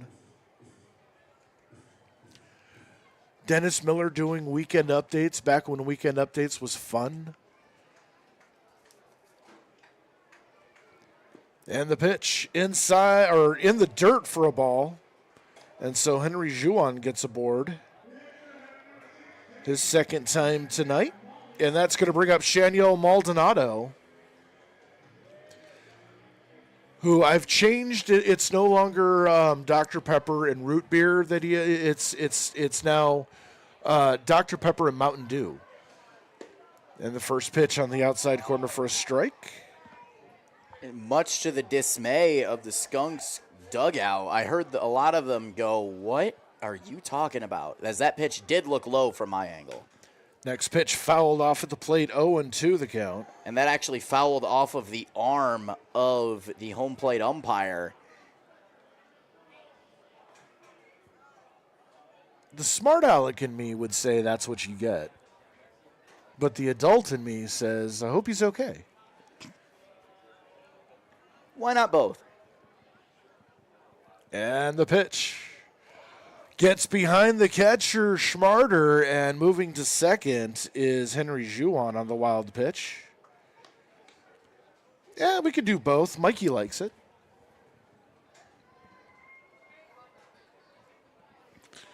We're digging deep tonight into the old references. I was going to say, I didn't even catch that one. Oh, you don't know about Mikey and Life cereal. And the pitch. Swinging, there's a drive into right field. Going back on it is Victor. Camps under it and makes the catch. For the third out of the inning, no runs, no hits, one runner left on base. We go to the top of the fifth. It's still 7-5 Skunks.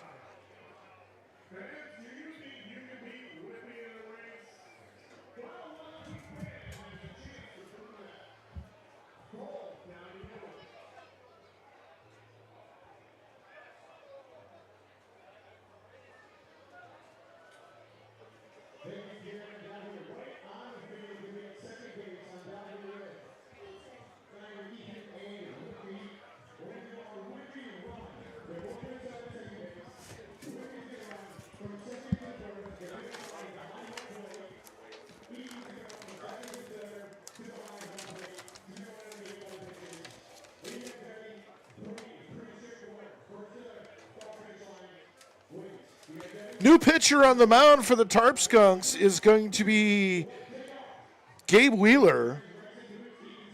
So Sam Huff gets through his one inning of work.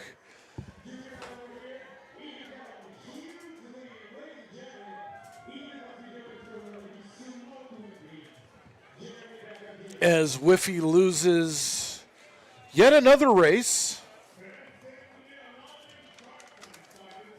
for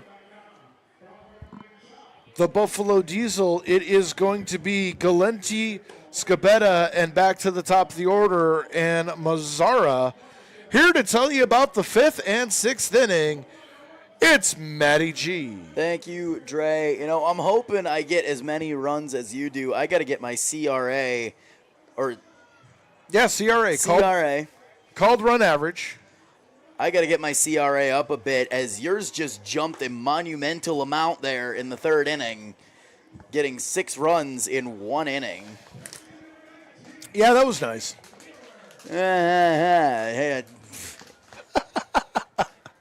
So, stats on Gabe Wheeler, 6'1", 160, from Clearwater, Florida. He is from the University of Tampa, a communications, speech, and studies major.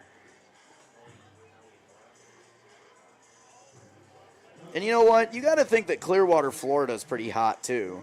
But that's a different kind of hot. Yeah, Clearwater, trying to remember where that is, if that's in Central Florida. Currently 84 degrees over there. What's the humidity? Can't find that, to be honest. As the first pitch. Inside for ball one. Dre kind of forgot what inning it was there. Yeah, I was on automatic pilot. As that pitch grounded over towards second, fielded by Matranga, 4-3 put away for the first out of the inning. Currently, the humidity in Clearwater, Florida is 75%. Ugh. That's like living in Shrek's swamp. Currently, the temperature is 84, feels like 91. And once again, I got to ask, who is the feels like guy? I actually did some research on that. Ooh. As Scabetta takes a first pitch fastball off the arm, and he is aboard with a hit by pitch. And that brings up the top of the order, Victor Mazzara. So the feels like is actually an equation that takes the temperature, the humidity level, and barometric pressure, and comes up with a number. You know, I still think that the feels like guy is funnier. That's true. It's who it is. Bob No. Uecker. Bob Uecker. First pitch to Mazzara in the dirt for ball one. But that's the thing. They'd have to have a feels like guy in every town. No, Bob Uecker has his own little studio. He just does it from home. Next pitch in the dirt counts 2-0. But you imagine how funny that would be. Hi, I'm Matty G. Feels like Atlanta. You just extend your hand. Hi, I'm Matty G. Feels like Washington, D.C. Ugh. Oh, you got the great feels like. I'm just from Jamestown, New York. Hey, I'll take that feels like. As that pitch goes by Noah Brooks, counts now 3-0, but Scabetta advances to second on the wild pitch. Wild pitch, pass ball. It did go through Brooks's legs. Where did it land, though? In the dirt. Yeah, that's going to be a wild pitch. So counts now 3-0. As much as we're done talking about the feels like guy, it's like, I'm just from a small town. You got a big feels like area. The 3-0 pitch. Called strike one at the knees. I'm just a small town boy living in a feels like world. Wait, no, that doesn't work. I tried. Bringing up my feels like choice. Oh, there you go. There you go. The 3-1. Called strike two on the inside corner. Mazzara thought it was ball four, but the count is full. You remember that cartoon noise where, someone will get, caught unexpectedly? Yeah, the dog. Yeah, that's what just happened right there. It's almost like Tim Allen. The payoff pitch. Swing and a miss. And Mazzara is down on strikes. 2 out here. And that brings up Mark DeLeo. Little home improvement reference there. Yeah, every once in a while I come up with something that you'll understand. First pitch to DeLeo. Hit high into center field. Camped underneath it is Harpalani, and that is the third out of the inning. No runs, no hits, 1 runner left on base. We're going to go to the bottom of the 5th inning. The score remains the same, 7-5 Skunks.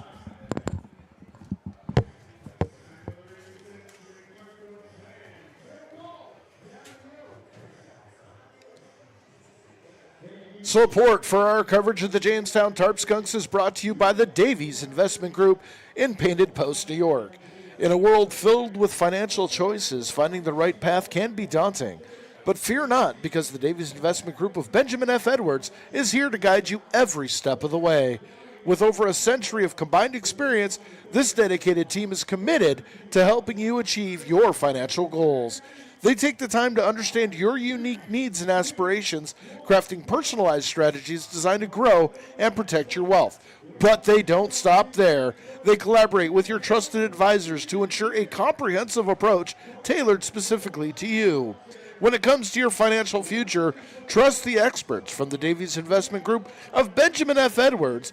Contact Davies Investment Group today at daviesinvestmentgroup.com or visit them at 310 Town Center Road, Suite 201, Painted Post, New York, 14870. The Davies Investment Group, member SIPC.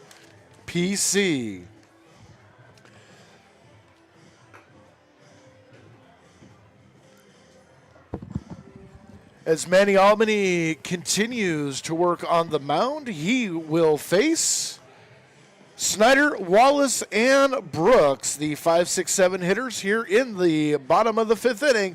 And here to tell you all about it, it's Matty G. Thank you, Dre. I got to get my CRA up a little bit. So, Snyder, Wallace, Brooks, go to work.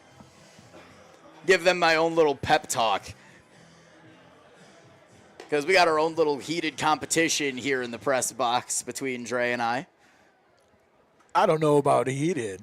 For me, it is. Okay. I'm a competitive spirit. What can I say? Yeah. I'm too old to be competitive at this point. Nah, anyone can have a competitive spirit. Just depends on what you want to be competitive with. I want to be competitive with blindfolded tiddlywinks. No, thank you. I'd rather not. I don't even know what that is, but that's I know about it. I just don't want to have that because the last thing I want is a tiddlywink to the eye. Well, that's what the blindfold's for. Nah, I want to see what I'm doing. Okay. We're having a ton of fun here today, ladies and gentlemen. First pitch to Griffin Snyder, low and in for ball 1.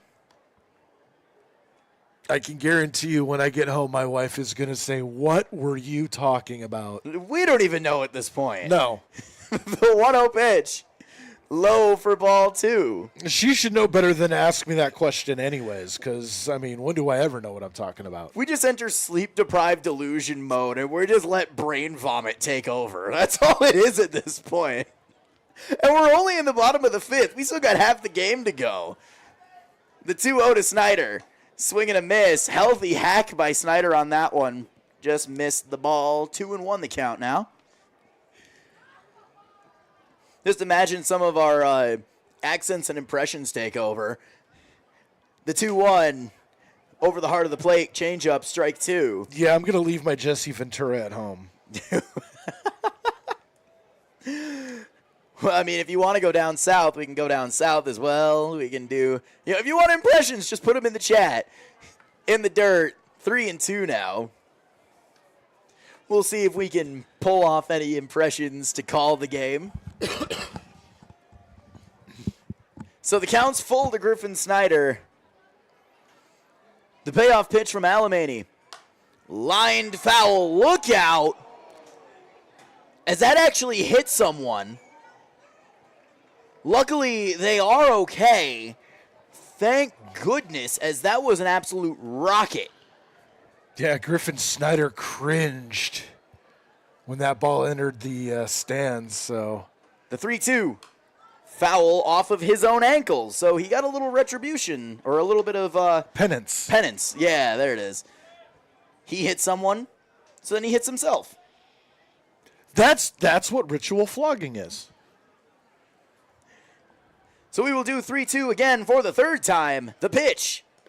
Ball 4 in the dirt. And Griffin Snyder is aboard. Leadoff walk brings up Aiden Wallace.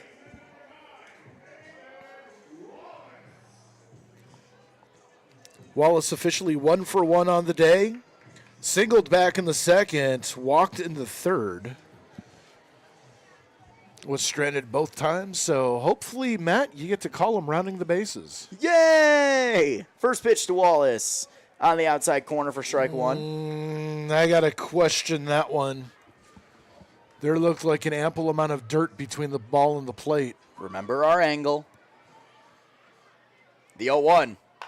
Ground ball up the middle, could be 2. Taken to second on his own for 1 to throw to first in time. And it is a 6-3 double play from Azara to Haynes. And there are quickly 2 out here. And there's the announcer's curse once again, Mr. Guinness. You know, I'm just gonna say that was a great play and show of concentration by Mazzara at short, as that ball hit off the back of the mound, changed the angle of the hop, and was able to turn it successfully. Noah Brooks to the plate now. His first pitch. Change up over the heart of the plate for strike 1.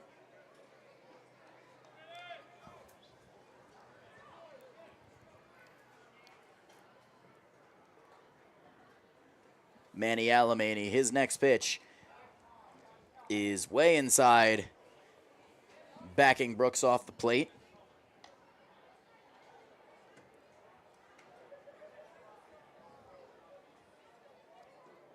Brooks has also had a base hit and an RBI back in that monstrous third inning. The 1-1 in the dirt, 2-1.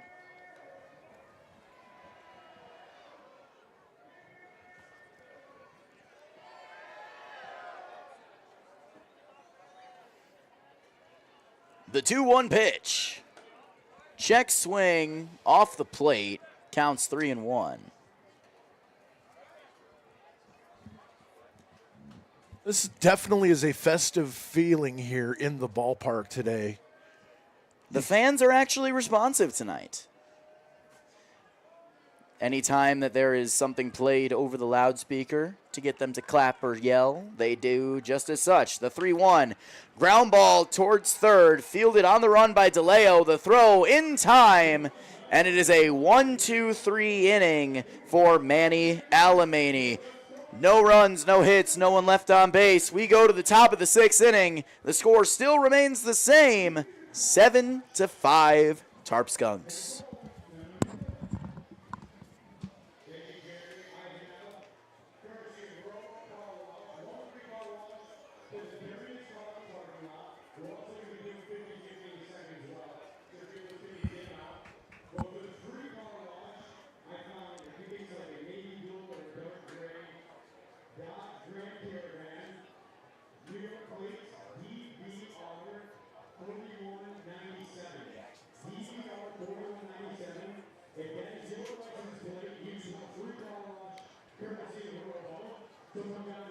July is going to be a busy month for the home team Tarp Skunks, as on Wednesday, the Newark Pilots come into town 6:30 for our first pitch.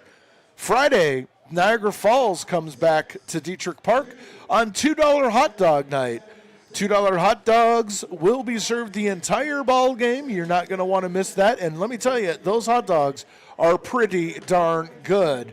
Sunday, July 7th, Elmira comes back to town for a double dip, 2 p.m. and 5:30. And then our next $2 night against Niagara Falls on Tuesday, July 9th.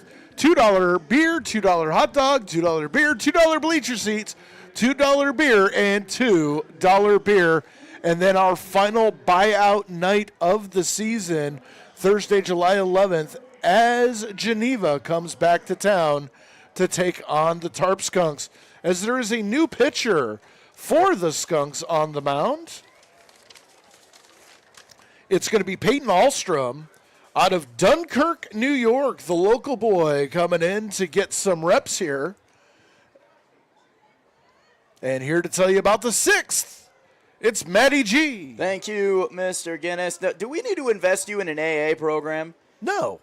$2 beer, $2 beer, $2 beer. It's all about marketing toward, your intended audience. So what's the demographic then, Dre? Because everyone loves baseball. Well, the demographics for everybody, but who drives the kids to the? Well, you probably shouldn't say who rides shotgun while the designated driver comes to the park. It's the people over 21. Good save. I have those every once in a while. As it's going to be Jacob Victor, Nick Jasinski, and Max Schmarter in that order to face Peyton Ahlstrom.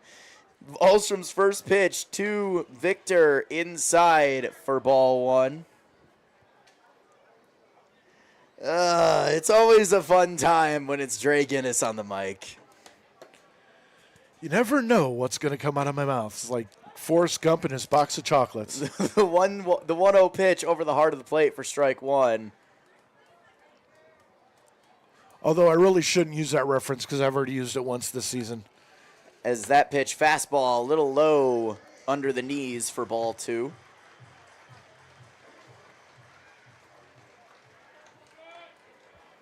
The 2-1, high and out, and the count's 3-1. This is almost just like a reference race. Who can come up with more?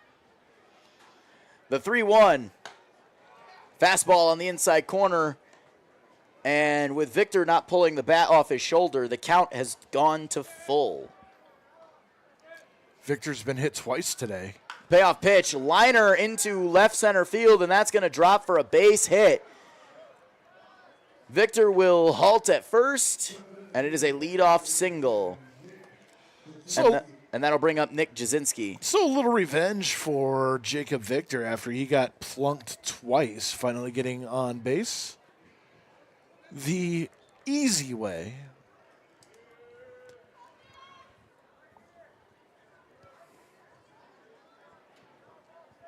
Nick Jasinski stands in. First pitch from Ahlstrom on the inside corner for strike one.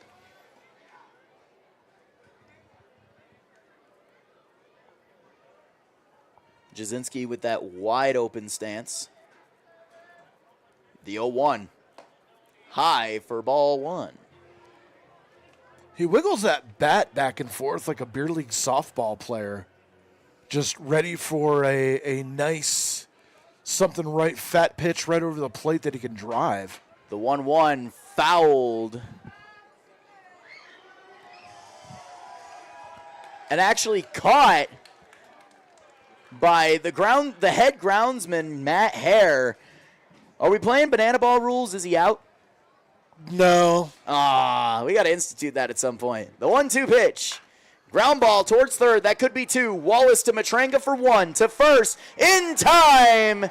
And a 5-4-3 double play. Well done by the Skunks. And there are quickly two down. And that will bring up Max Schmarter. That was a good turn all the way around. Especially on a ball that wasn't hit all that hard. Wallace had to wait for the ball to get to his glove before he could start the turn. First pitch to Schmarter inside for ball one. So the Romanian judge gives that double play an 8.5. That pitch on the outside corner for strike one. Schmarter has seen the base path a couple of times today. The 1-1 inside, 2-1. Schmarter's actually seen the base path every time he's come up. Reached on a walk, a hit, and an error. The 2-1 pitch fouled into the road. And just misses the family of Tasmanian devils hanging out down there. What the? Are we referring to Looney Tunes now? No, Tasmanian devils are an actual thing. I know. The 2-2. High and out, counts full. But when we talk about Tasmanian devils, the only thing I can think of is the one from Looney Tunes that goes... Blah, blah, blah, blah. Well, you forgot about Dizzy Devil from Tiny Toons. The payoff pitch. Ball four just below the knees. And Max Schmarter is aboard. This is just a laughing fest all the way around. We have fun here at the Tarp Skunks YouTube channel. I think I've reached my quota for making you break today. More than that, it's been a couple of games. Joey Haynes to the plate now. His first pitch outside corner for strike one. Well, you know, I was kind of taming it down, working on a couple of things.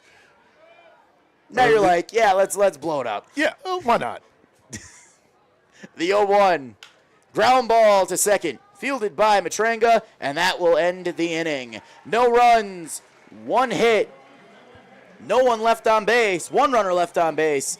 We go to the bottom of the 6th inning. The score still remains the same, 7-5 Skunks.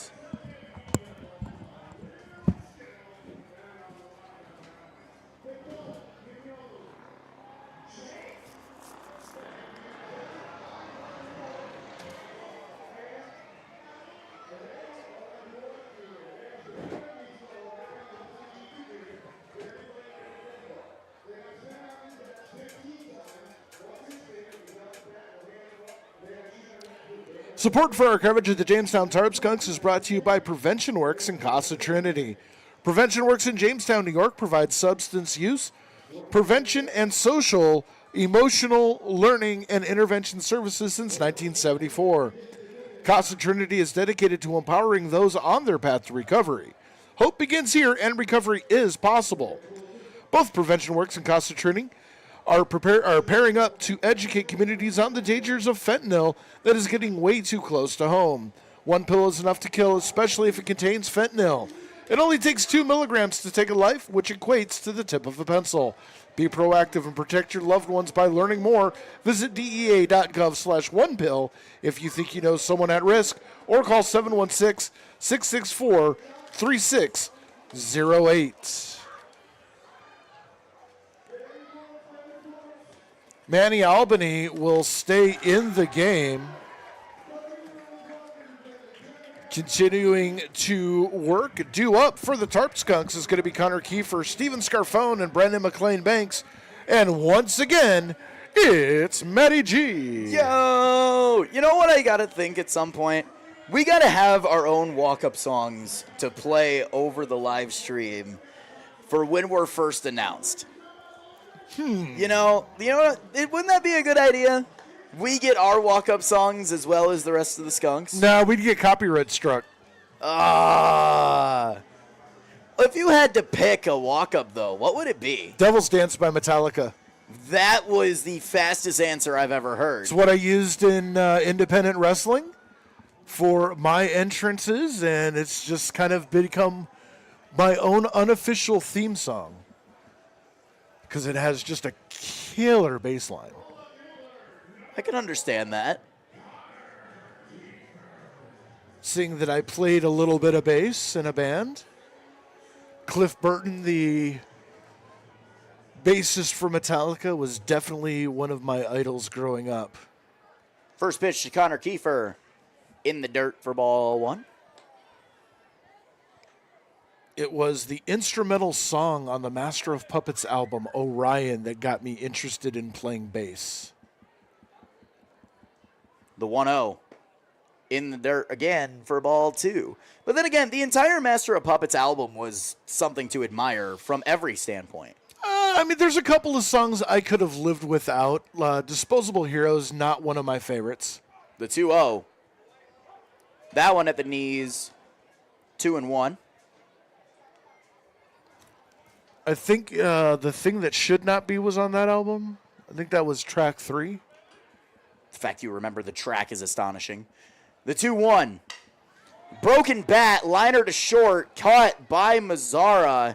You can probably break that as firewood now. I want to take that home.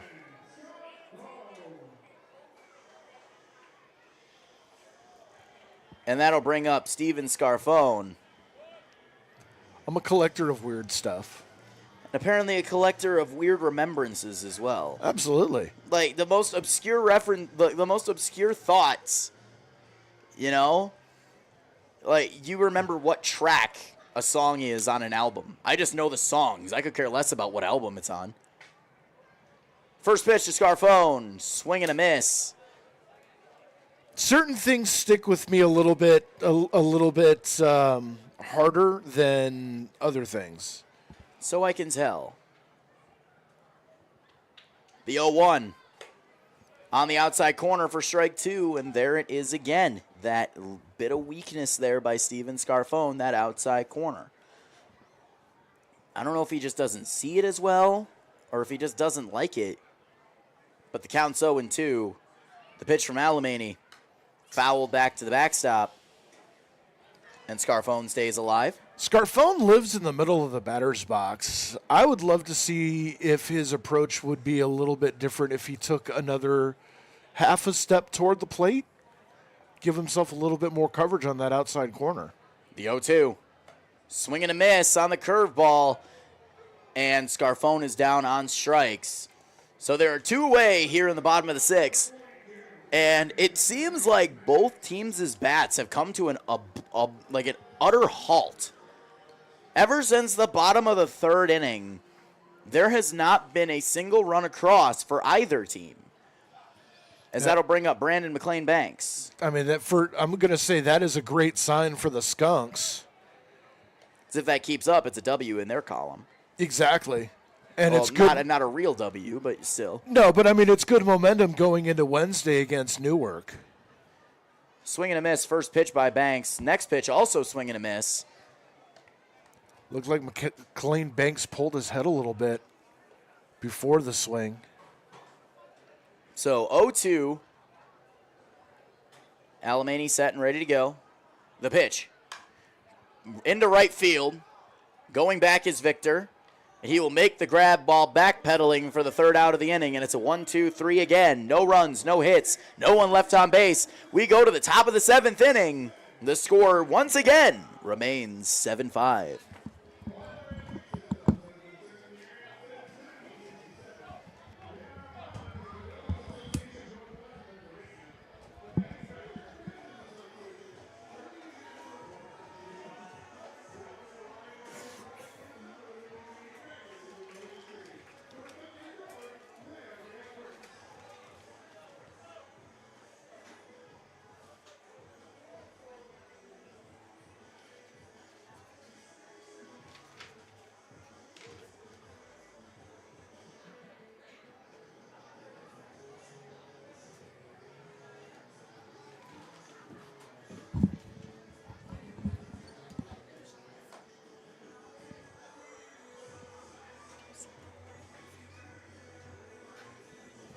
So there have been a ton of changes for the Tarp Skunks roster. Moving from right field to the mound is going to be Griffin Snyder.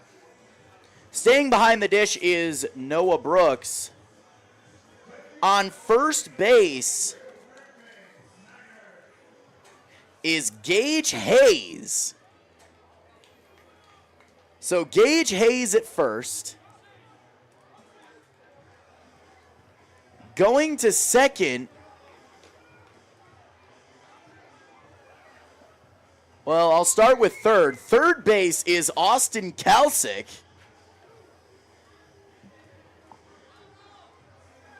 Brandon McLean Banks remains at short.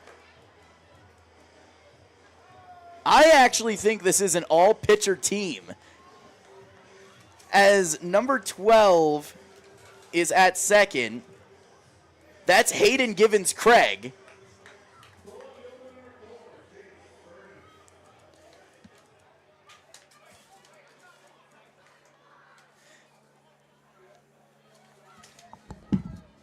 So yes, I believe this is like a mostly pitcher defense. Yeah, we got someone out there in right field with a number that I don't recognize. That is Peyton Ahlstrom. Is that Peyton? I believe that is Peyton Ahlstrom. First pitch from Snyder, swung on and missed. It's going to be Burden, Galenti, and Scabetta. Here to tell you all about it, it's Dre Guinness.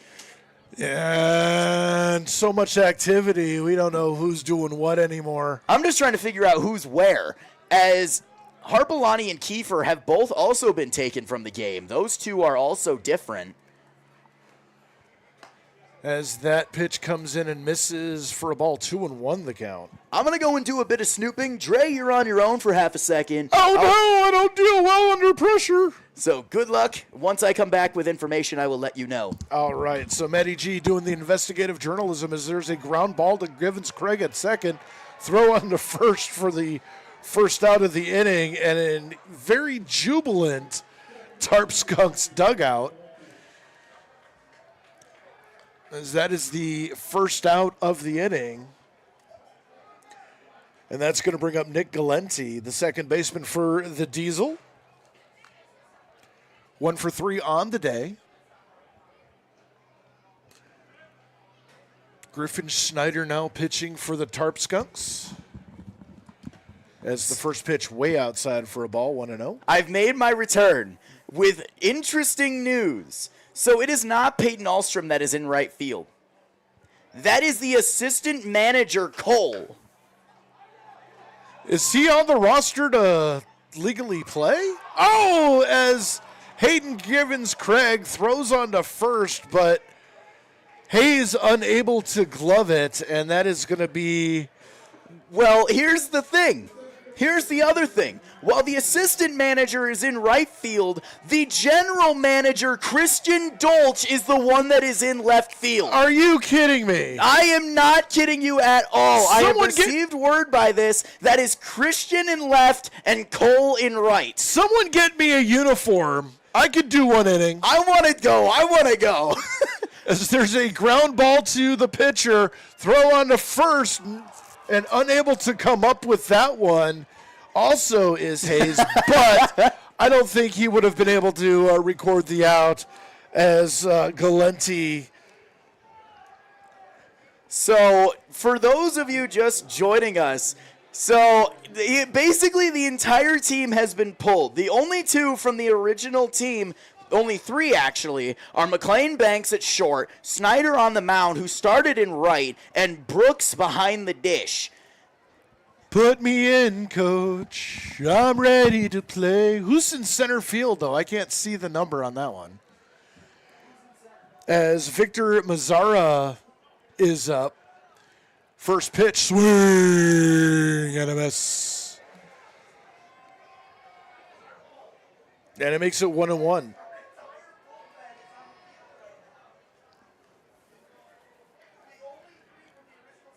And the pitch.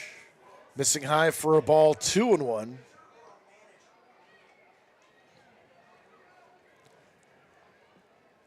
So this is being an exhibition game, you get to see a few things you never expected.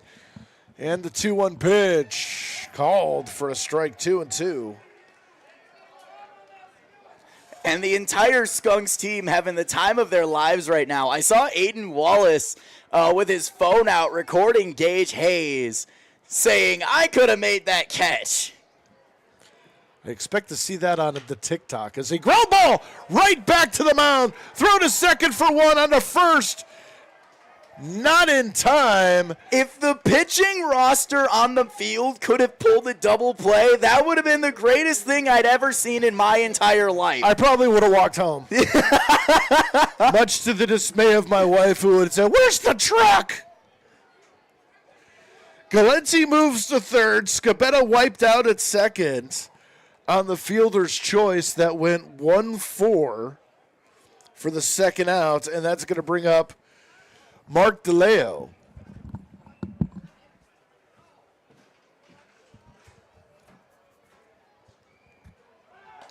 As the runner goes, throw down to second. Sit down, meet. Have a seat. Stolen base denied as Brooks. Oh my God. To Hayden Craig throws out. Mazzarda trying to get to second. What a play. No runs, no hits. Nobody left. Well, 1 runner left on base. We go to the bottom of the 7th. It's stretch time. 7-5 Skunks.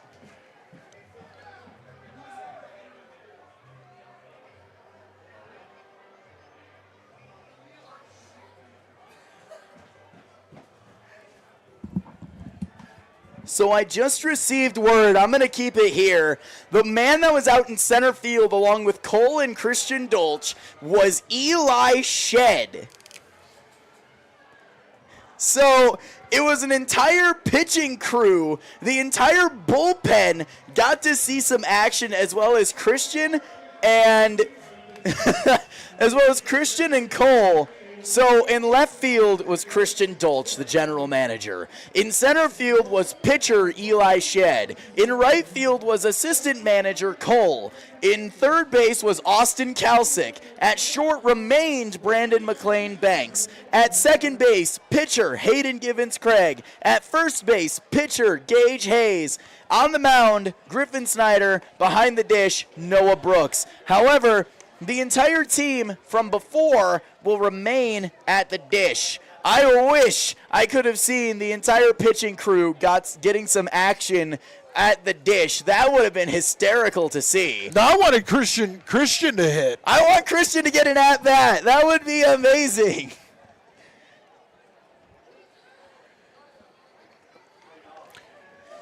But the batting order goes to the top of the order, Matrenga, Harpalani, Juwan. As those three do still have helmets on. Got a little bit of chaos sprinkled in for the Tarp Skunks. And here to tell you all about it, here in the bottom of the seventh, it's Dre Guinness. They say that every time you go to the ballpark, you see something different, and tonight is no exception to that rule. I mean, literally 1, 2, 3, 4, 5 pitchers were on the field at one time, as well as 2 managers playing the outfield. And Hayden Givens Craig almost turned an impressive double play. And they got a throw down to second where Givens Craig swiped the tag on him. Unbelievable. Austin Matrenga steps in now. Bottom of the seventh. Tarp Skunks up 7-5 and the first pitch. Swinging, there's a ground ball to second. Picked up by Galenti. Throws on to first just in time. Nice play by Galenti to get the speedy Matrenga, and there's one away. I'm still all giggles right now. Yeah, I want to sit here and get all giggly. I got to be serious, though, for at least another inning and a half. And what makes it even more hysterical, Julian Sauger, who is currently injured with an oblique injury, is the one that is coaching third base. So Ryan Hill said, you know what, take over. I'm going to go take a nap. Get an early shot at the buffet. As that one was taken for a strike. 0-1 the count. I forgot I was doing play-by-play there for a second. I was thinking about food. As the pitch swinging, there's a foul off to the right and out of play. Missed a hedgehog. And it's 0-2. And the pitch. Swinging, there's a line fly ball into left field. Settling underneath it is Burdon, and he makes the catch. So there's 2 away.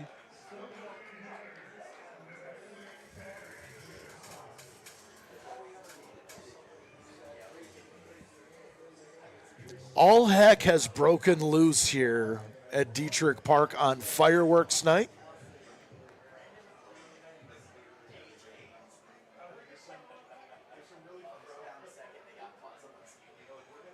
And so Henry Juwan stands in. And the first pitch off the outside for a ball, 1-0. Juwan has popped out to right, singled and walked. Does have an RBI in this game, and the pitch. Swinging, there's a ground ball to third, picked cleanly by DeLeo. Throw on to first, and the inning is over. 1-2-3 inning for the Tarp Skunks as they go down. We flip it to the top of the 8th inning. It's still 7-5 Skunks.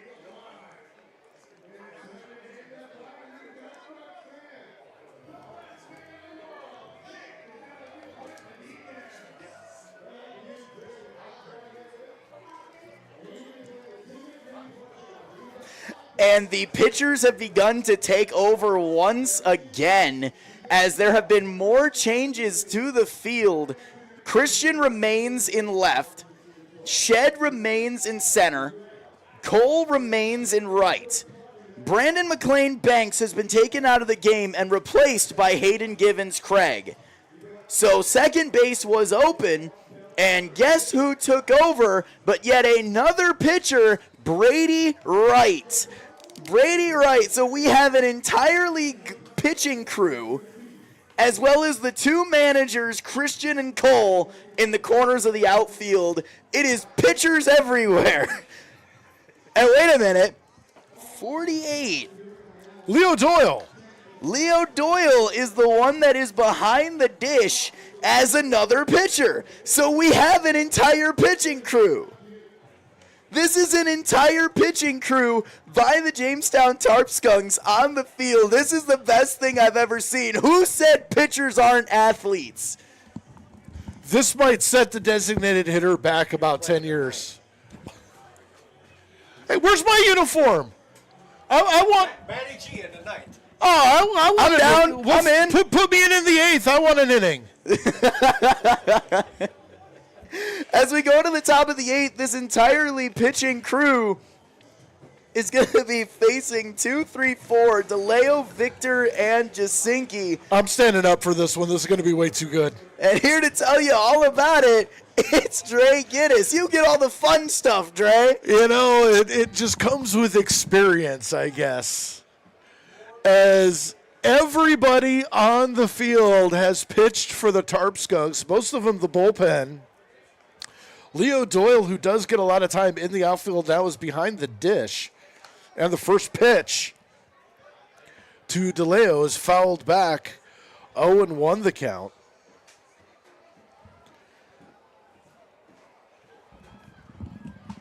Everyone in the press box is losing their minds right now.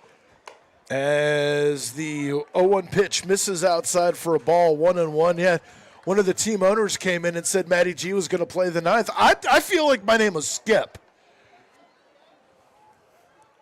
I wish. I would absolutely put a uniform on. Where would you want to play?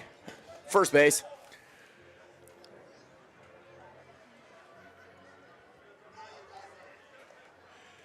Can you imagine they actually put us in the roster for that? That would be crazy. Let you coach third?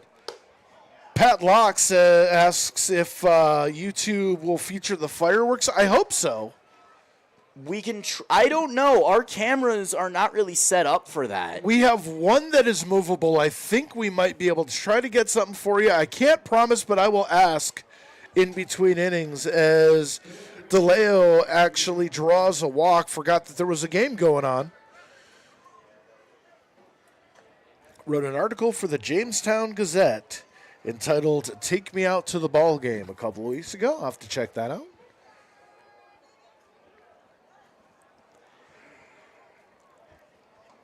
Again, if this all pitchers team turns a double play,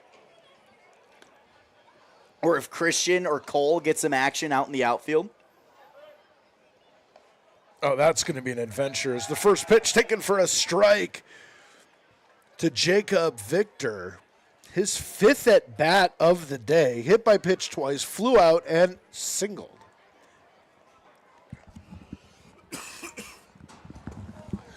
As that pitch goes well behind him, all the way to the backstop. So DeLeo moves over to second on the wild pitch. At this point, we should just bring a couple skunks up here to take over. Yeah. Yeah, you know, I mean, let's see. Tommy Schroeder and Bobby Stank should have called the last 3 innings of this game. That would be a fun time. And the pitch, missing outside for a ball, 2-1. How do you think the umpires feel?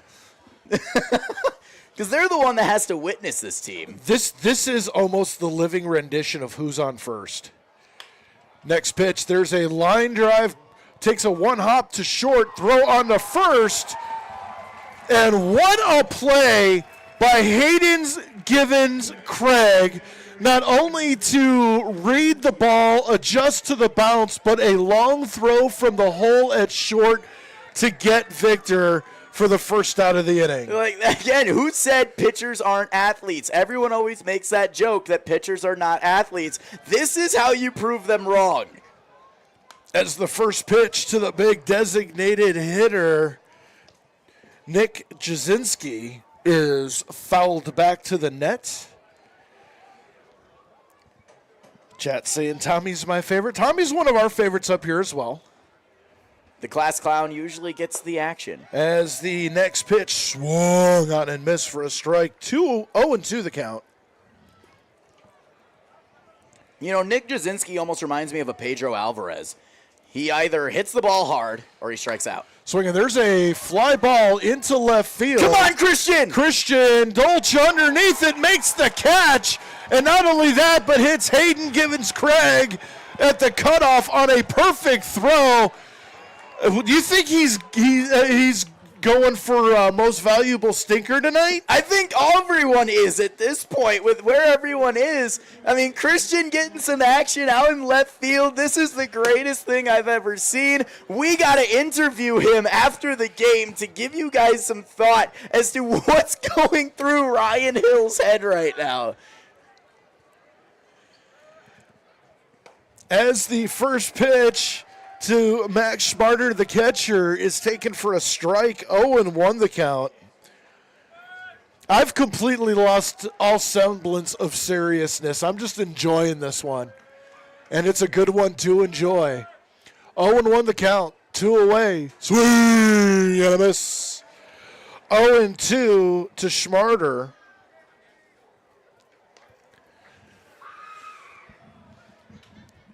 And now Snyder looking to get out of this here.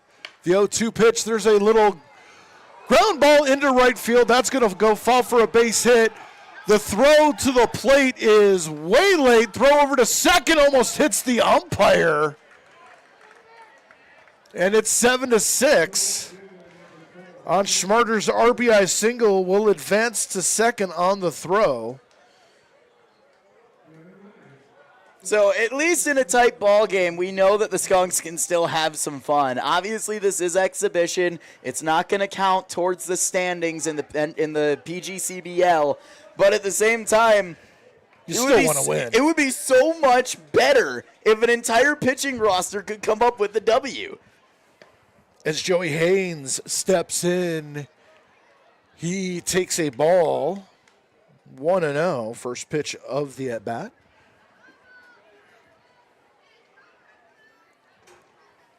Give White credit for diving at second base trying to stop that one, as that one misses outside. 2-0.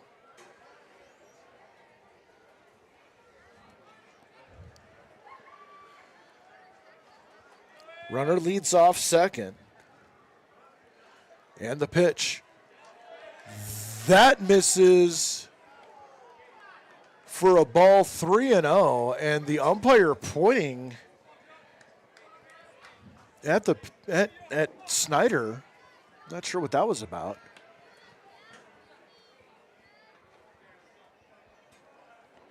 (3-0) at the knees for a strike. 3-1 the count. And, you know, this is almost going to be harder for the home plate umpire to call balls and strikes, as Doyle is not a catcher, so he doesn't know how to frame fully. As that one hits the zone. 3-2 now, full count.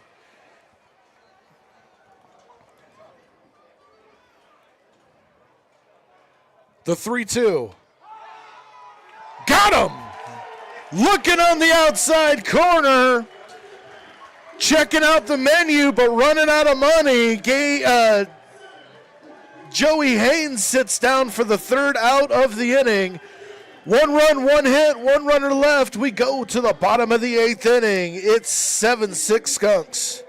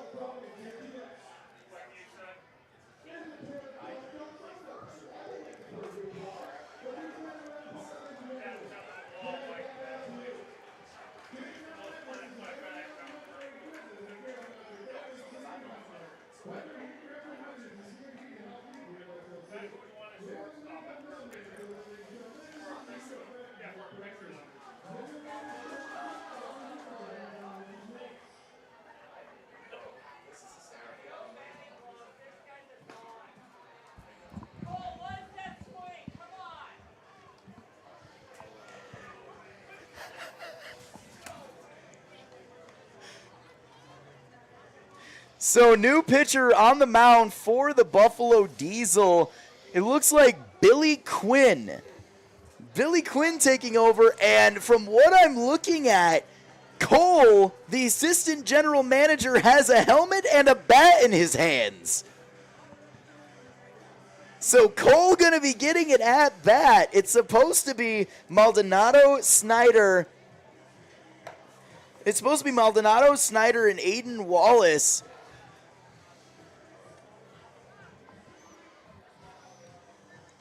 And I think... Okay, so that is Snyder. Snyder and Maldonado will stay out there. Christian has a helmet on as well. Oh. Christian has a helmet on, and so does Cole. Our general manager is getting some action in this exhibition game. Here to tell you all about it, it's Dre Gittes. I want an inning! Me too! Let me in! We don't want to be stuck up here. I don't mind being stuck up here. But next season, I want an inning.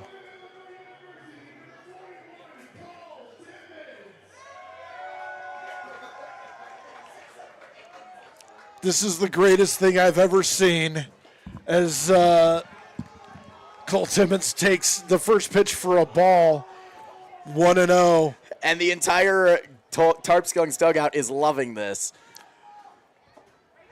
That one misses low for a ball, 2-0.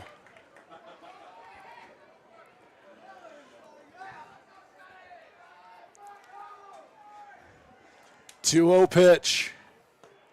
Taken for a strike, 2-1. What are the odds that he actually takes a hack? I'd say pretty slim, but if he does and gets a hit, I will walk home.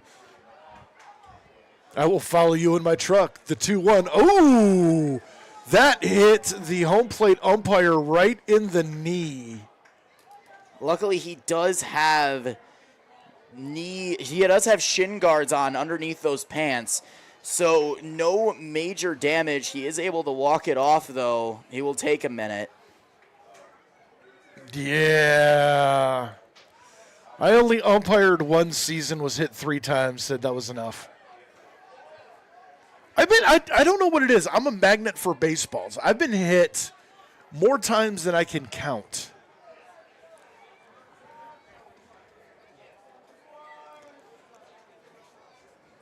Is he going to squirt a bunt? I don't know. It looked like he was going to squirt a bunt there for a second. 3-1 pitch coming. As that one misses for a leadoff walk. Oh, my God. I just can't stop laughing today. I've got a permanent smile on my face. My cheeks are going to be sore tomorrow.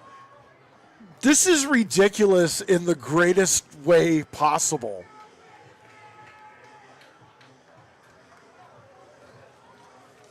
Steal a bag. Please. Come on, Cole, steal a bag.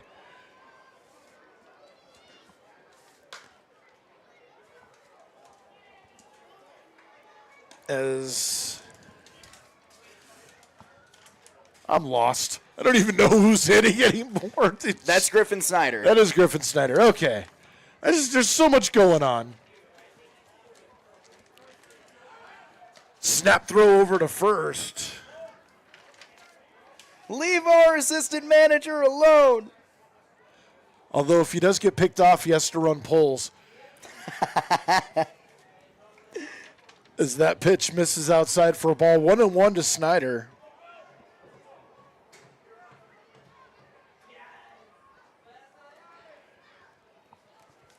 The 1-1. I thought Cole was going there for a second. That one missed for a ball, 2-1.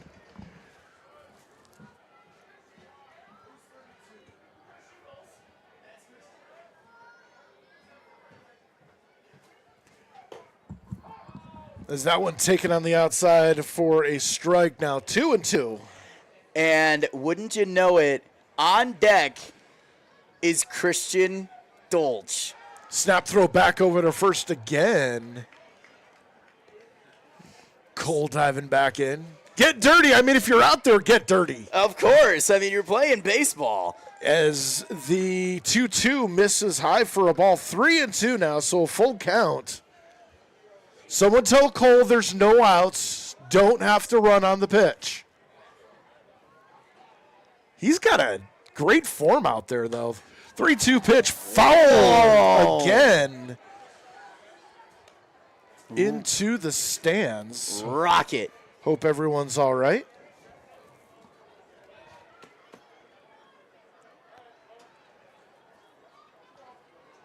Three and two. Schneider waits the pitch. Inside for ball 4. And guess who's coming to the plate? Number 32, Christian Dolch, the general manager of the Jamestown Tarp Skunks. The entire crowd showing their love for the guy. I'm standing for this one. This is going to be amazing. Please knock your assistant in. Just don't knock him out with a line drive. First pitch. Swing. There's a drive into center field. Sabetta going back. He makes the catch. Tagging and moving to third is Cole, and a sacrifice fly on the first pitch. You're supposed to take a pitch. He hit that ball a country mile. He put some power in that swing. Straightaway center, had it timed up perfectly. He sent Scabetta back a good 50 feet from where he was standing. What a hit by Christian Dolch. As Eli Shed is to the plate, this is going to be a pitching roster. The pitching roster is taking over for the rest of this game. Let's go! Eli Shed, left-handed hitter, stands in. Swing and a miss. And Snyder just steals second. Says, okay, I'll take second.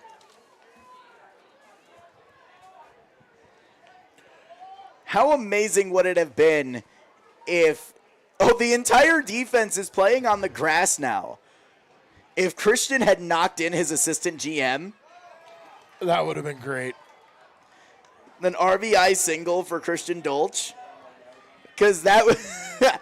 If only this was in like an actual league game, his name would actually have gone into the books. And the pitch. Whoa, gets behind. Here comes Cole, and he will score! Let's go!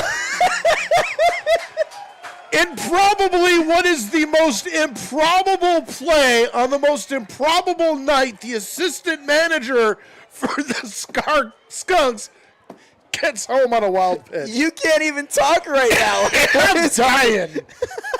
I am dying here. Oh, man, this is the greatest night I've ever had in a broadcast booth. Swing and a miss on a 3-1. 3-2 now to Eli Shed. And that is Noah Brooks on deck. So it's not going to be entirely pitchers. The 3-2 popped up, foul well behind us and out of play. So we will do it again. Snyder off third. It is now 8-6 Skunks.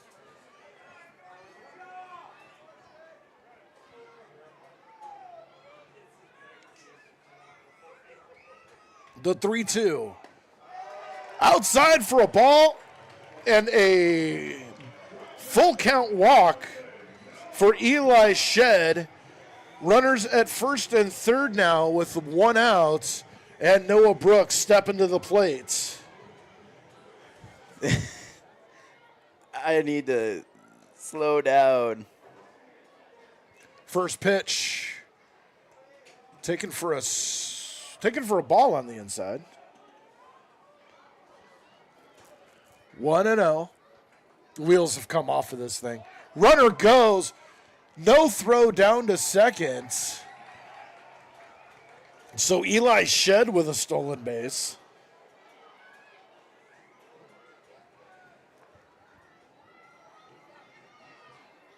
The 2-0 on the outside corner for a strike, 2-1.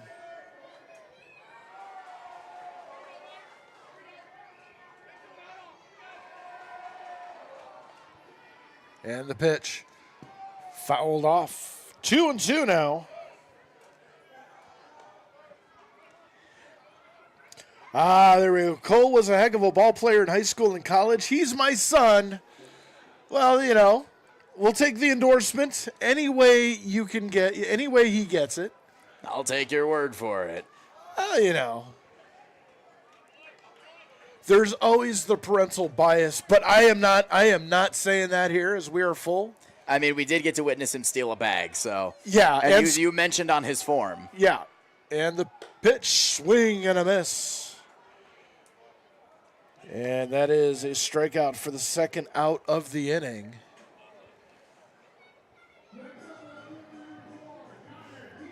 As Connor Kiefer steps to the plate.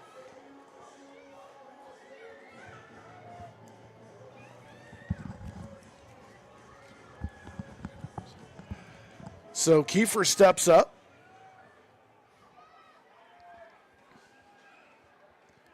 And the pitch. Outside corner for a strike. 0-1 the count. Now that I'm thinking about it, I'm having second thoughts about having an inning myself because I don't know if I'd want to stand at the plate. Especially after a pitch like that, high fastball missing high for a ball 1-1.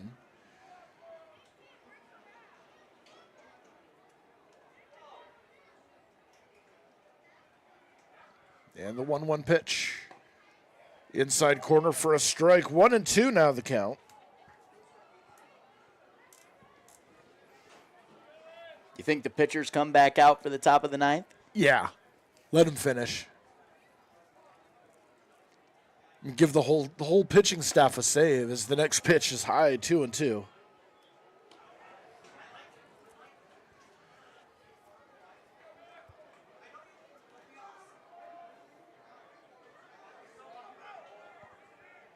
Two and two. Two away here in the bottom of the eighth. And the pitch. Cut on and. That was a foul tip. Okay. He did make contact with that. I thought so. I just didn't see the ball. I was trying to figure out what everything was going on. You're standing there holding up your hands like you're being robbed at a liquor store. That's the motion that an umpire makes for a foul ball. You throw your hands up. And the pitch. Swing, and there's an excuse me base hit into left field that's going to score 2 runs. Connor Kiefer with an RBI single scores 2, and it's now 10-6. And Eli Shedd came out of nowhere. He was right on the heels of Griffin Snyder. They literally scored 1.5 seconds across from one another. 9-6 here, and the Diesel are looking at this going, what is going on? We're getting beat by a team of pitchers. It should be 10-6 because 2 runners scored. 3 runs have scored this inning.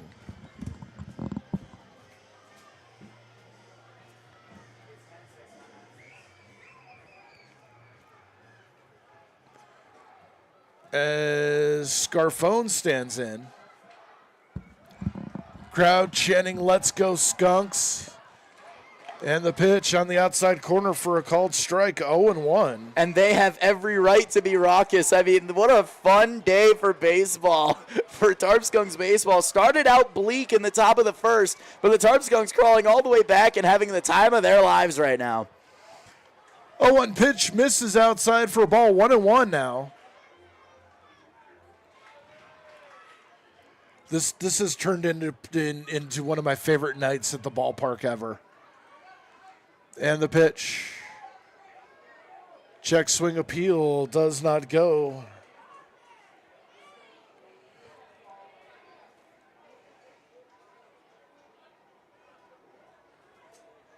Ten to 6.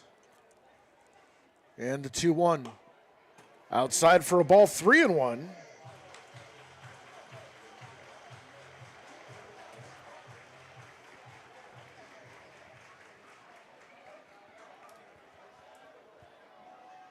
The pitch, runner goes, throw down to second. Shouldn't matter, and it doesn't, because that was ball 4.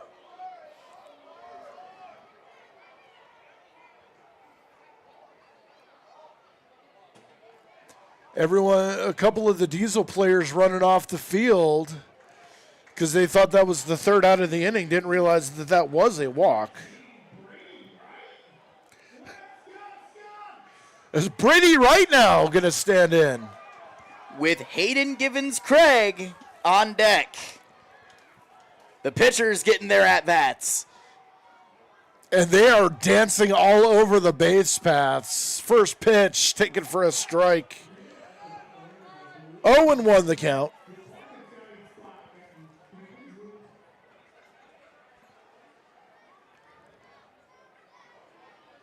The 0-1. Foul tipped at the plate. That's a healthy hack there by Brady Wright. Oh, yeah. Bases not quite loaded, first and second.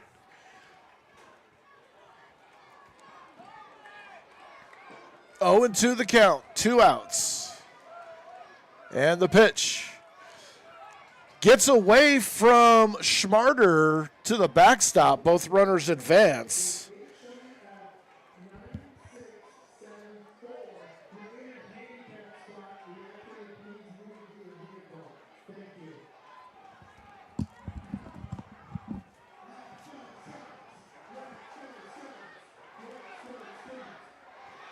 So 1-2 the count to Brady Wright.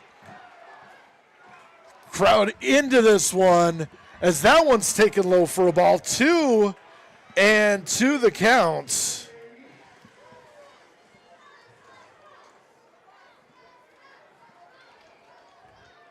The 2-2. Swinging, there's a line drive down the left field line. That's a fair ball. It's going to be extra bases. 2-run scores, and Brady Wright with a double. Oh my God! Pitchers can hit! What in the world is going on right now? Pitchers all over the field. Pitchers hitting the ball on a 2-2 pitch. He hit that right down the line. Missed the line by about 5 feet. A 2-run double by a pitcher only. Looks like it's going to possibly end the night for Billy Quinn. And that's exactly what it's going to be. As the manager is motioning to the bullpen. And Brady and Quinn's night is ended by a 2-run double by Brady Wright. What in the world is happening right now? I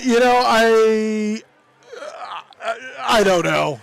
I don't know. We have entered into the 9th dimension. Who said pitchers aren't athletes? They are! And Brady Wright proved it.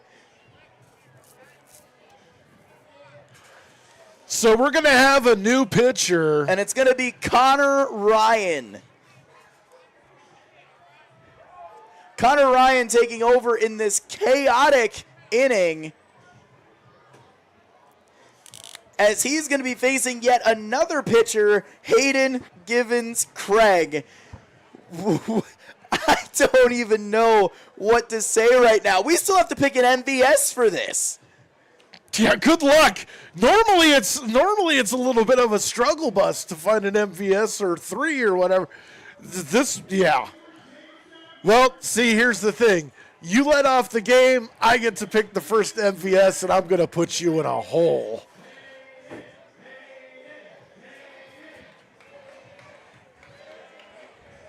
As Hayden gets a much approved chance by the crowd and the Tarp Skunks dugout. Like I said, he's a pitcher only, just like Brady Wright, who just hit a 2-run double. Hayden Givens-Craig must be thinking to himself, I'm a pitcher too. How am I going to top that? I guess he's going to have to come out and throw a perfecto next time out. Either that or he's got to come up with the bat and find some way to crank one 325 feet over the Casella and the Nescentia health signs. If he does that, he's going to change his number to 40. Why? Mad Bum. Oh, yeah, well, yeah. I mean, that kind of looked like a Mad Bum swing there by Brady Wright. Yeah. Kind of also had a little bit of a shades of Bartolo Colon mixed in there. And Jamie Wright, you are absolutely right. Pitchers are athletes too. I'm assuming that is the father of Brady Wright. He will be happy to witness what is going on right now.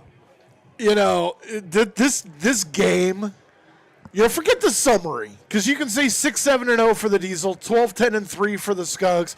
That doesn't matter. Everybody in the ballpark is having an absolute blast, and the people at home watching on YouTube are having an absolute blast as well. I think the only people that are not having as good of a time as we are here tonight is Buffalo, but they don't have anything to hang their heads on. No, absolutely not. But Ryan's got to face another pitcher in Hayden Givens-Craig. If Hayden Givens-Craig hits a home run, I'm walking home. Ground ball to short. That should do it. Throw on to first, and the inning is over. But you want to talk about damage, 5 runs on 2 hits. 1 runner left on base. We go to the top of the 9th inning. It's 12-6.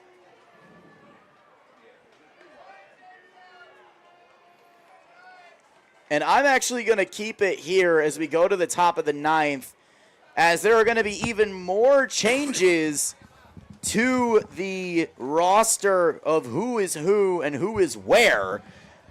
No, what's playing third? What's playing second? Noticeably, I am not in right field.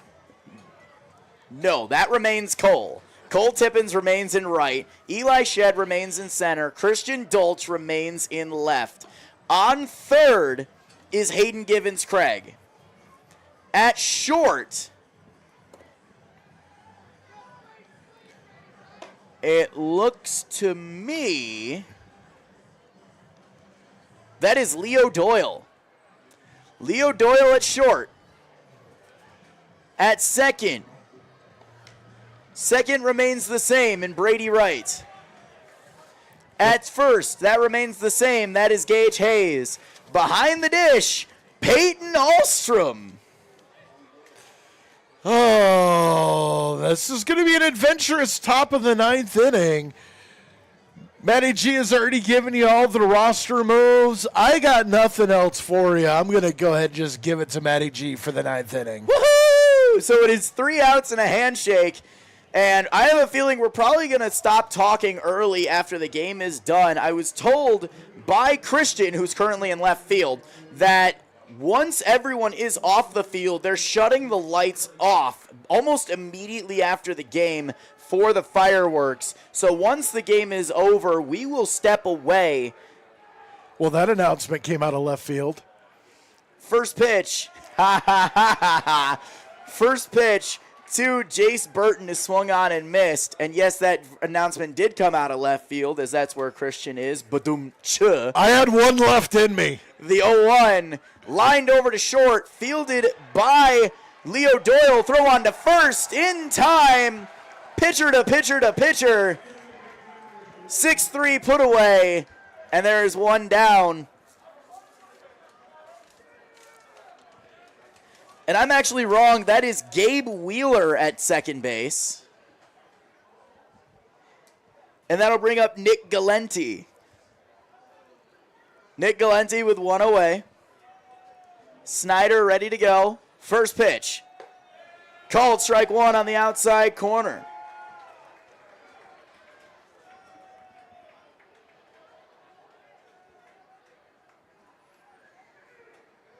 The 0-1. High for ball 1. And these fans having the time of their lives right now. The Pew crew making their voices known every pitch. The 1-1. Curveball drops into the zone for strike 2.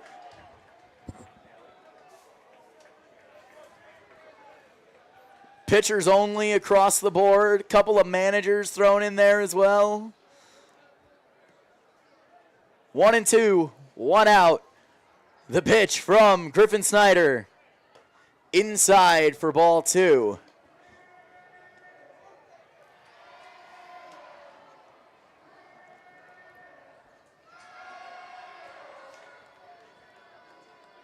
The 2-2 pitch. Lined into left center, and that's going to drop for a base hit. So Galenti is aboard for the Buffalo Diesel, but that does set up that possible inning-ending double play. Pitcher-only staff pulling that off would be absolutely amazing to see. How would that feel to end the game, Dre? Oh, for you, that would be the call of your life. Absolutely. So Adam Scabetta to the plate now. His first pitch, called strike one.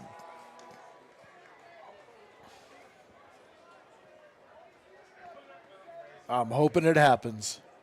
And there's the announcer curse. The 0-1 in the dirt for ball one. You actually cursed it because you brought it up. So that's already the curse. I'm just piling on.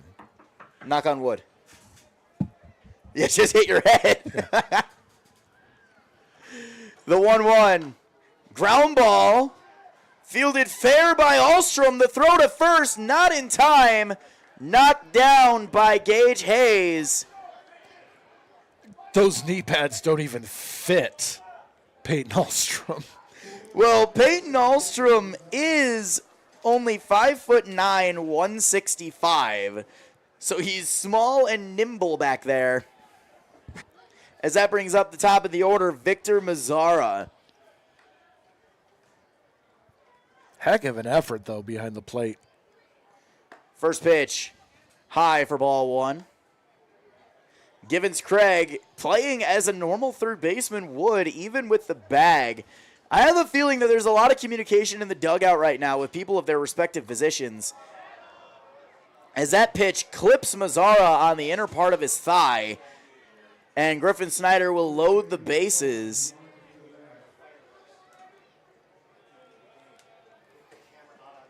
As Galenti and Givens Craig at third exchanging some words with one another, smiling and having a good time. As that brings up Mike DeLeo. His first pitch, ground ball, first base side, nicks off the grass and goes foul. That definitely turned into a break for the Skunks. A run would have scored. They would have not been able to get the runner at home.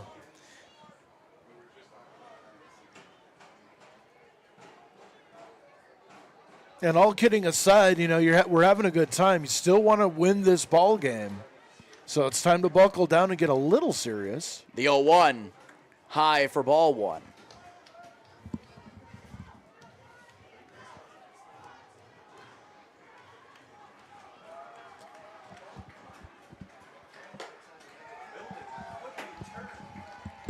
As that pitch in there for strike two.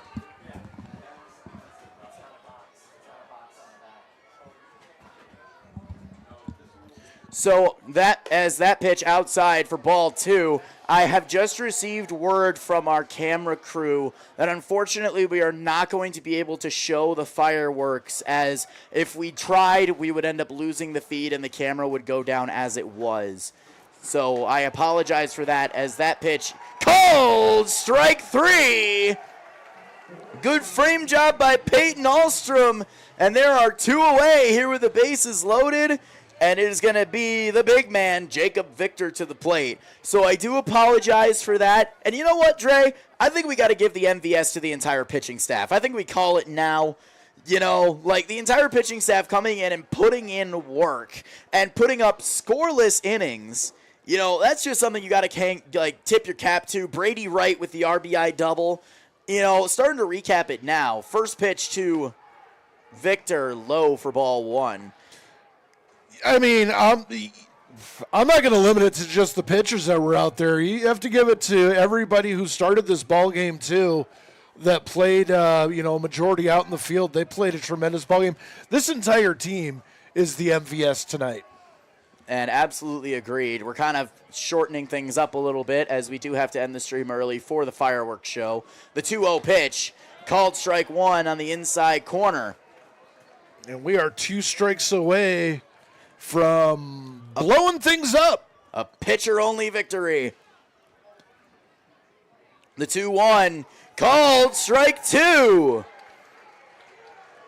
So 2-2, 2 out, bases loaded. Pitcher team looking to put this game away. Skunks fans getting the team riled up. The pitch, ground ball towards short, fielded by Doyle. The throw on to first in time, and that's how the game ends. The pitcher team comes up with the W, 12-6 the final, and you love to see it. Pitchers are athletes.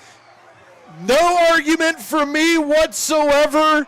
Congratulations to the Skunks for an incredible victory. And if you're in the Jamestown area, just come drive down to the park and watch some fireworks. We're going to sign off here because we're going to blow stuff up.